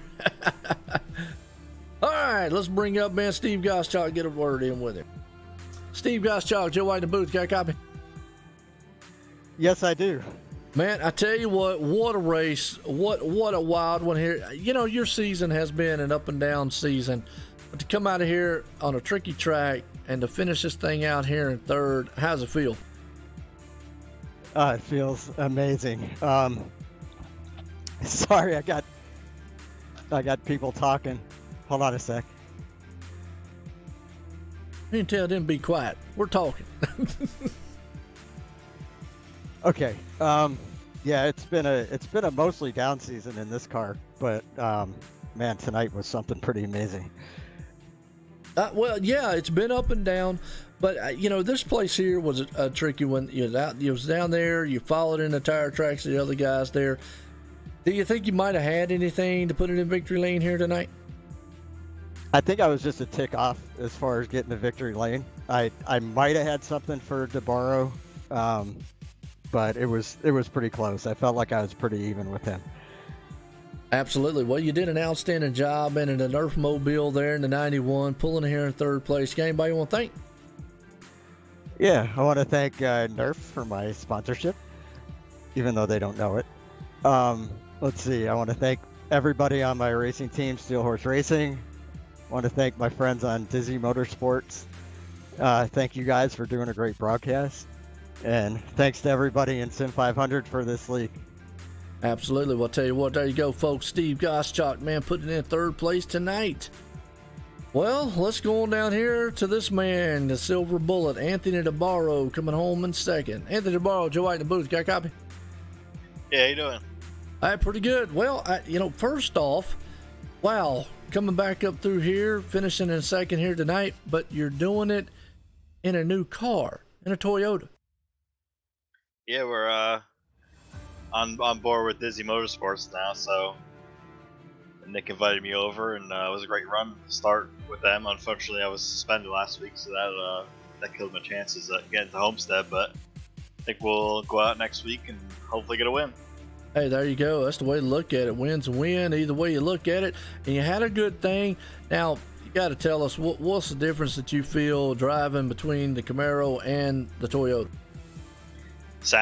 Engine sound. I mean, it was a little different in the cockpit, but it's still getting used to it. I think race by race I get a little better. I mean, I think basically it's all the same. I mean, I felt really comfortable in the Camaro, obviously, but we'll see what we could do in the Camry. Well, so far so good. You came through the field up through here on a very tricky track here at Phoenix to put that number 5 machine up in second place tonight. Looked good all night long. A little short on the win, but hey, anybody you want to thank for a good finish? Yeah, Dizzy Motorsports, Nick, for having me on board, and you guys, Online Sim Racing Network. It's been a great season. Let's finish it off good in Homestead. Hey, no doubt about it. We'll tell you what, there you go, folks. Anthony DeBarro, the man coming home in second place here tonight. Well, let's go off on victory lane, because I know this is one happy camper, and I'm pretty sure he is locked into the Final Four, but I'm not 100% sure. We'll find out. Nick Cohan, Joe White in the booth. You got a copy? Got you, Joe. Well, you came in here 12 points back on the cutoff. You knew what you had to do. Pretty much win the race. You couldn't control what happened to the other guys, which was a lot of drama happening throughout the race.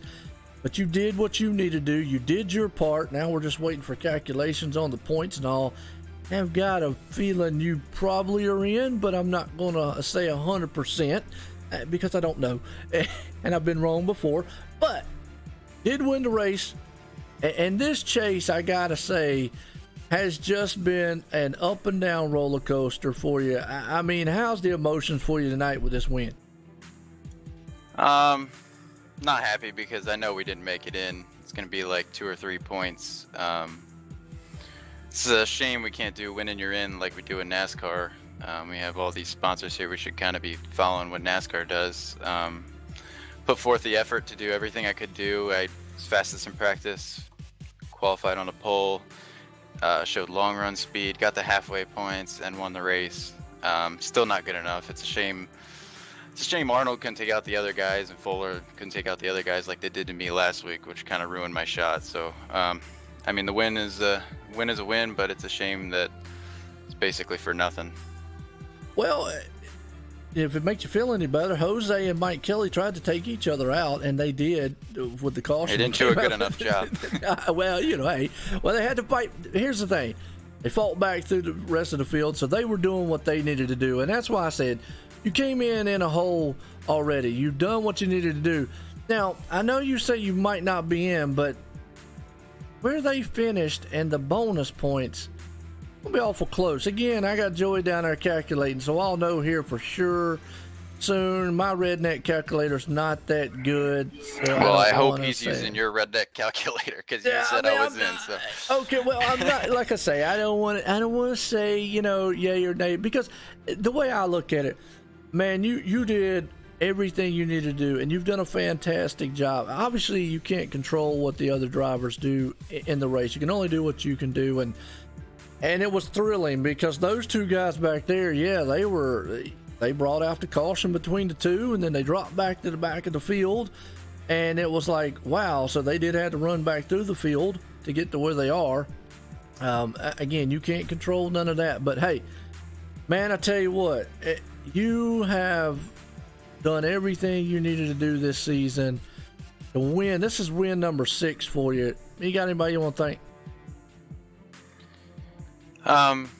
Just gonna thank all my teammates at Dizzy Motorsports, CG Automotive.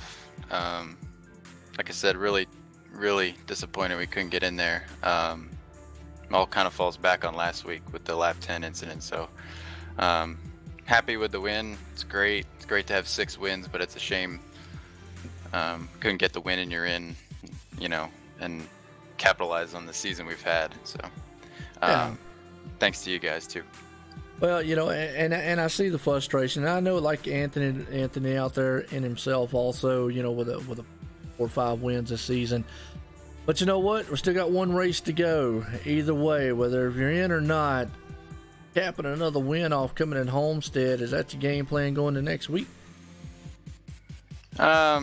Yeah, I mean, if I show up, no real point now, but we'll see if we'll be here next week.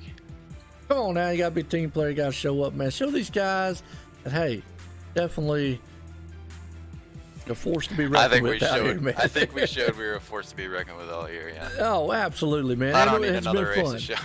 Wow. Hey, I want to see it, man. There you go. I mean, you do it for me there. I mean, I love it because, I mean, it's good to see you out there. It's good to see competitors out there. It's good to see you guys out there, man, doing what you need to do. And awesome, man, to see what you've done so far this season. And it was good. And putting in victory lane here tonight. Again, congratulations, Nick Cohan. Thanks, Joe. All right, well, I'll tell you what, let's get our unofficial results. And folks, like I say, I don't know 100% that he didn't make it. Again, my math is always weird, but hey, he did what he needed to do. Nick Cohan put it in victory lane, capitalized on maximized points. Anthony Navarro up in the second, Steve Goschalk third, Nick Silver in fourth, Chad Cole fifth, Chad Coleman up to sixth, Mike Kelly seventh, Jose Gonzalez eighth, EJ O'Rourke ninth, Brian Boris Cook having a good run and a finish, rounding out the top 10s. Look through the rest of this field, and I'm just waiting on Joey to calculate what we got here. I know Chad Cole definitely is in. I know Mitch Rollo definitely is in. Trying to find Mitch Rollo.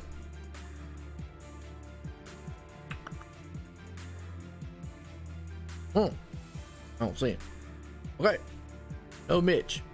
All right. Well, we've definitely got we got Chad Cole. I'll bring up Chad Cole here, man. Get talking with him.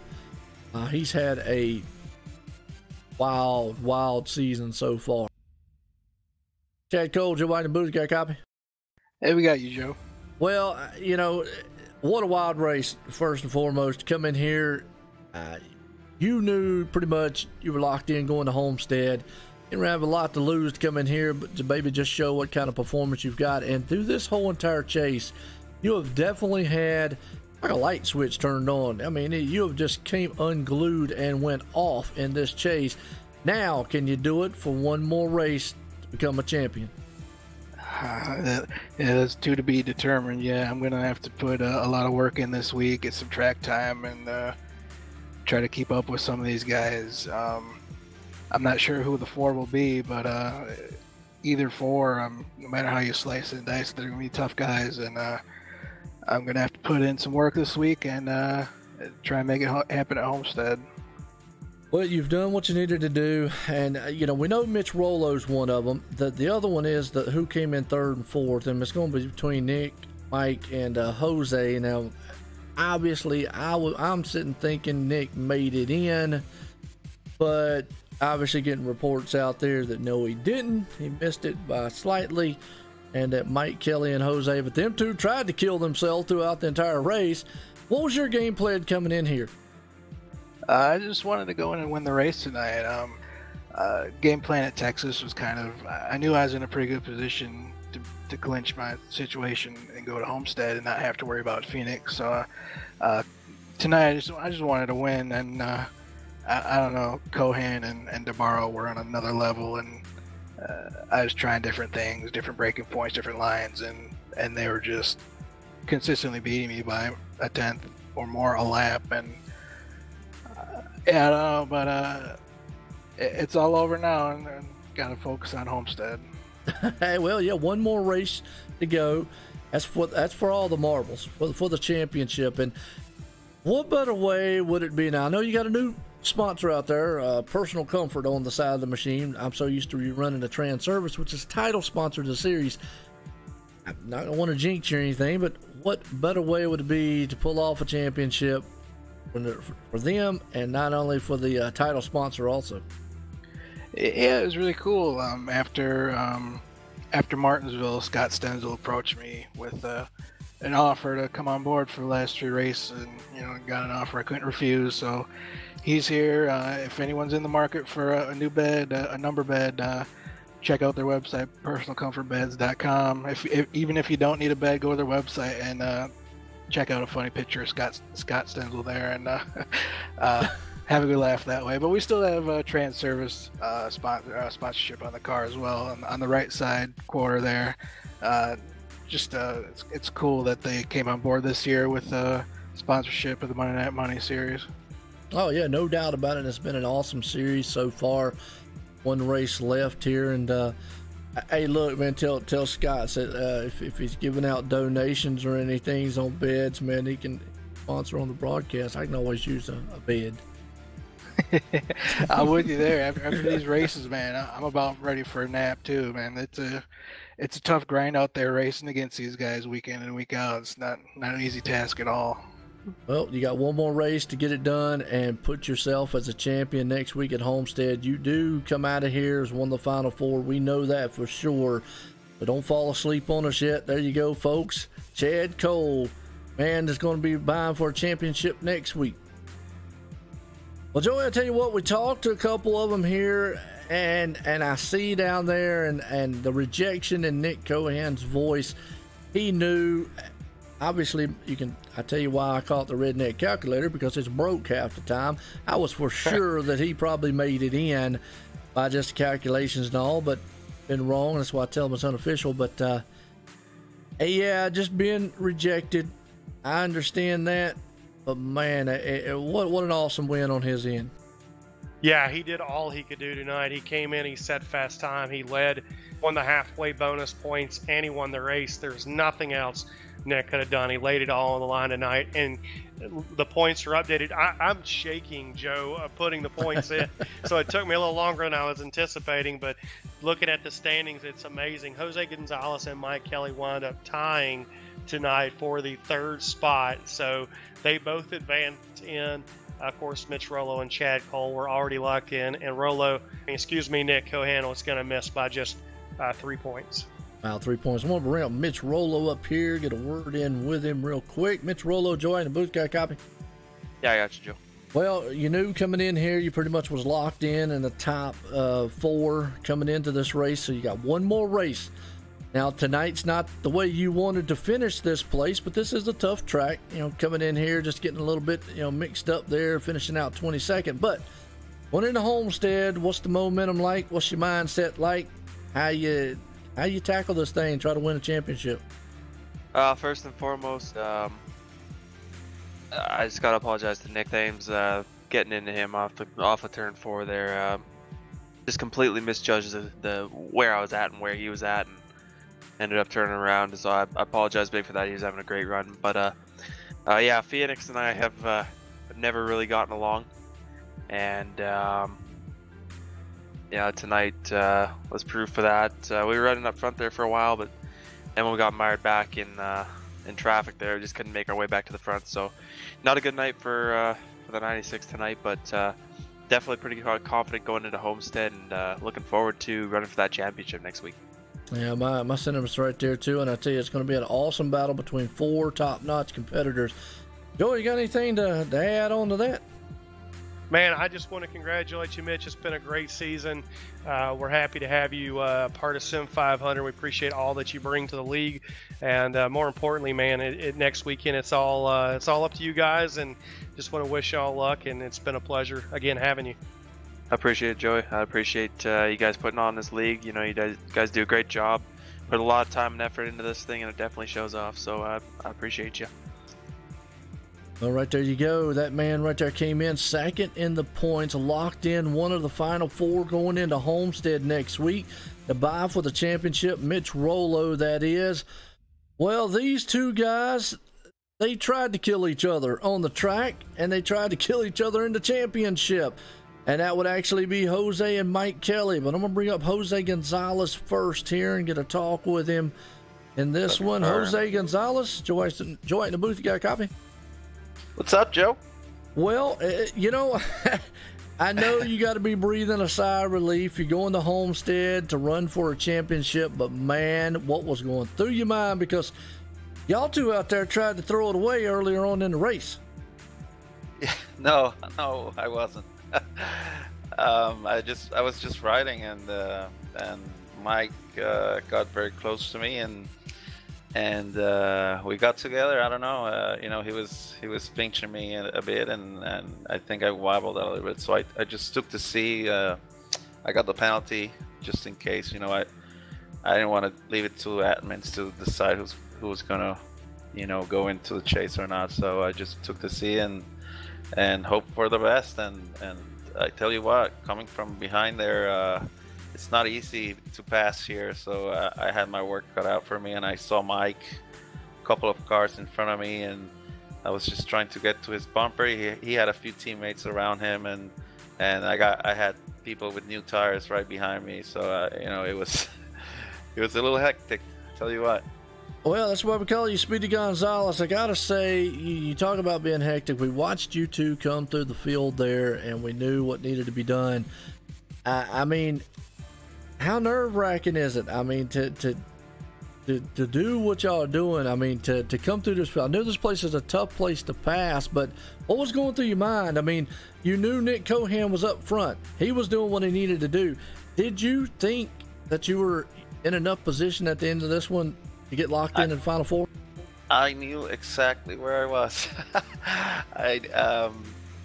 Chad Gold even told me the points, how they were. I mean, we were both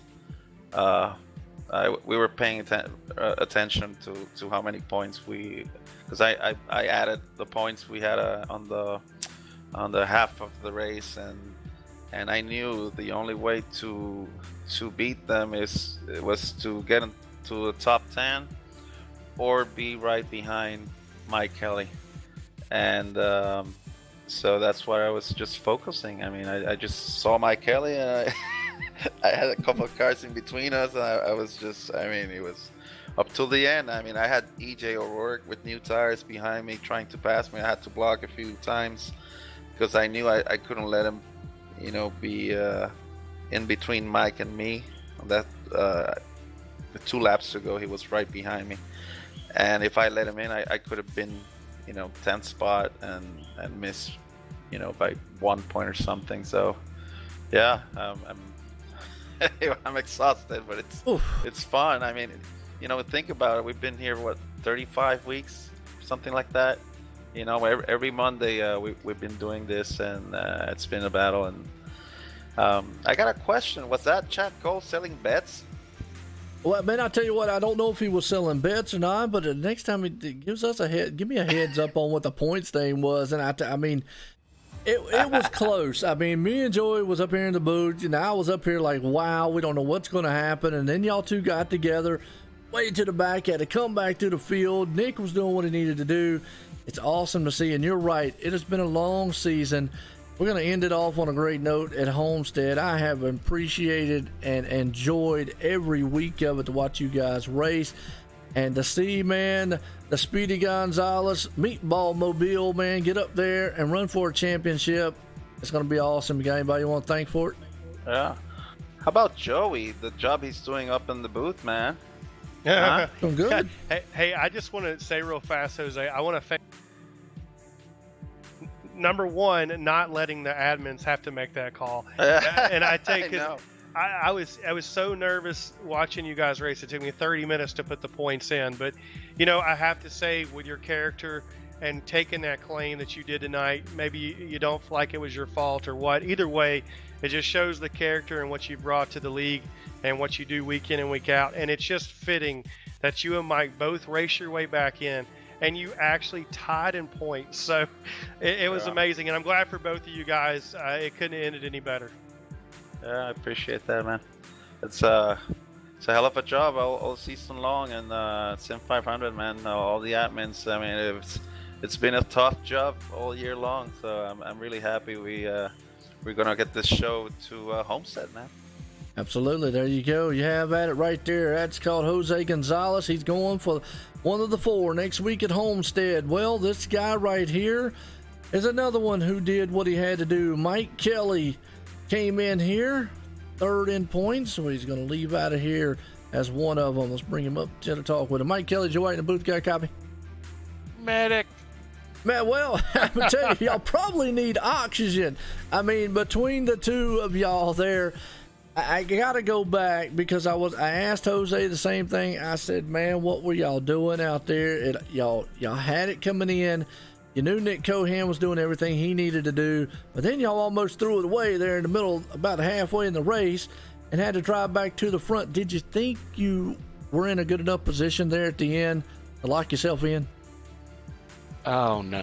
I mean, I was sweating bullets to the checkered flag. Race couldn't get over quick enough. I mean, wow, what a race, guys! I mean, I don't know what that was like to watch, but yeah. I knew I had a feeling from practice Nick was going to be a bullet, and I was just assuming he was going to, get 10 bonus points and win the race. That's what I just assumed, and he did.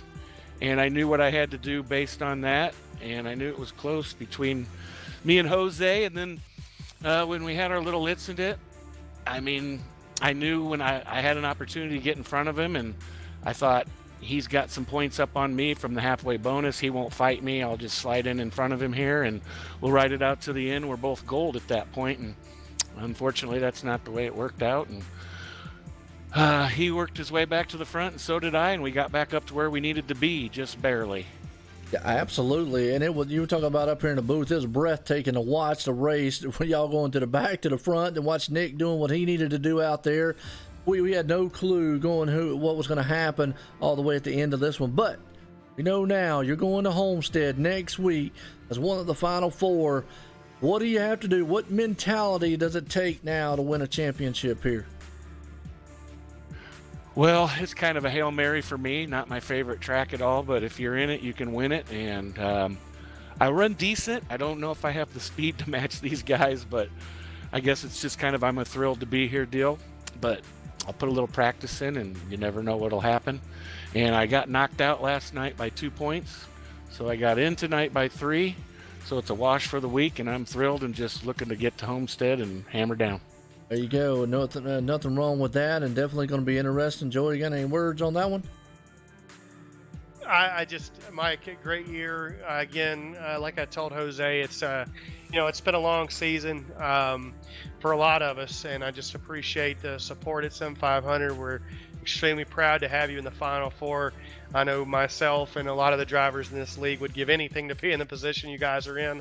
But man, just amazing job tonight. You mentioned what it was like for us to sit there and watch what happened, and I was on the edge of my seat, shaking, literally watching that battle, because you just didn't want to see it kind of go down the way it did. But you guys both got it back together and were able to drive back to the front, and I'm just proud of both of you. I really hate it for Nick Cohan. I mean, to know what he did and how hard he drove and the wins he had. But I mean, it's just, you guys are all great, and Mike, just congratulations. Thanks, Joey. Yeah, I mean, you knew going into this race that there was going to be a person who deserved to be in that Final 4 that was going to be sitting out, and an incredible season by Nick with 6 wins. And I mean, I really respect Jose a lot. And, you know, it's easy with these last few races with what's happened between us to focus on this recent stuff. But in reality, it's a whole season. It's a lot of races. And like I said before, I'm just glad that he took the C. And it's still, you know, looking at the replay, it's still hard to say, really. You know, we were both just going for it, and I'm glad it worked out, and we got back up to the front. And thanks, you know, this is an envious position, like you said, and thanks to you guys for putting this series on and give us an opportunity to do something like this and race for some real money and get all this drama. And if NASCAR can get a race like this next week, they'd be lucky. Well, no doubt about it. I'll say that, man. I'll hear on that one. As I said right there, Mike Kelly coming in here. Well, folks, I tell you what, man, what a thriller. And that right there, the 4 drivers, well, we got them locked up, Joey, and it was awesome. Nick Cohan did everything he needed to do. Win, maximize bonus points, put it on pole. Just came up just a little bit short because those two with Mike Kelly and Jose, they did what they needed to do. Any final thoughts?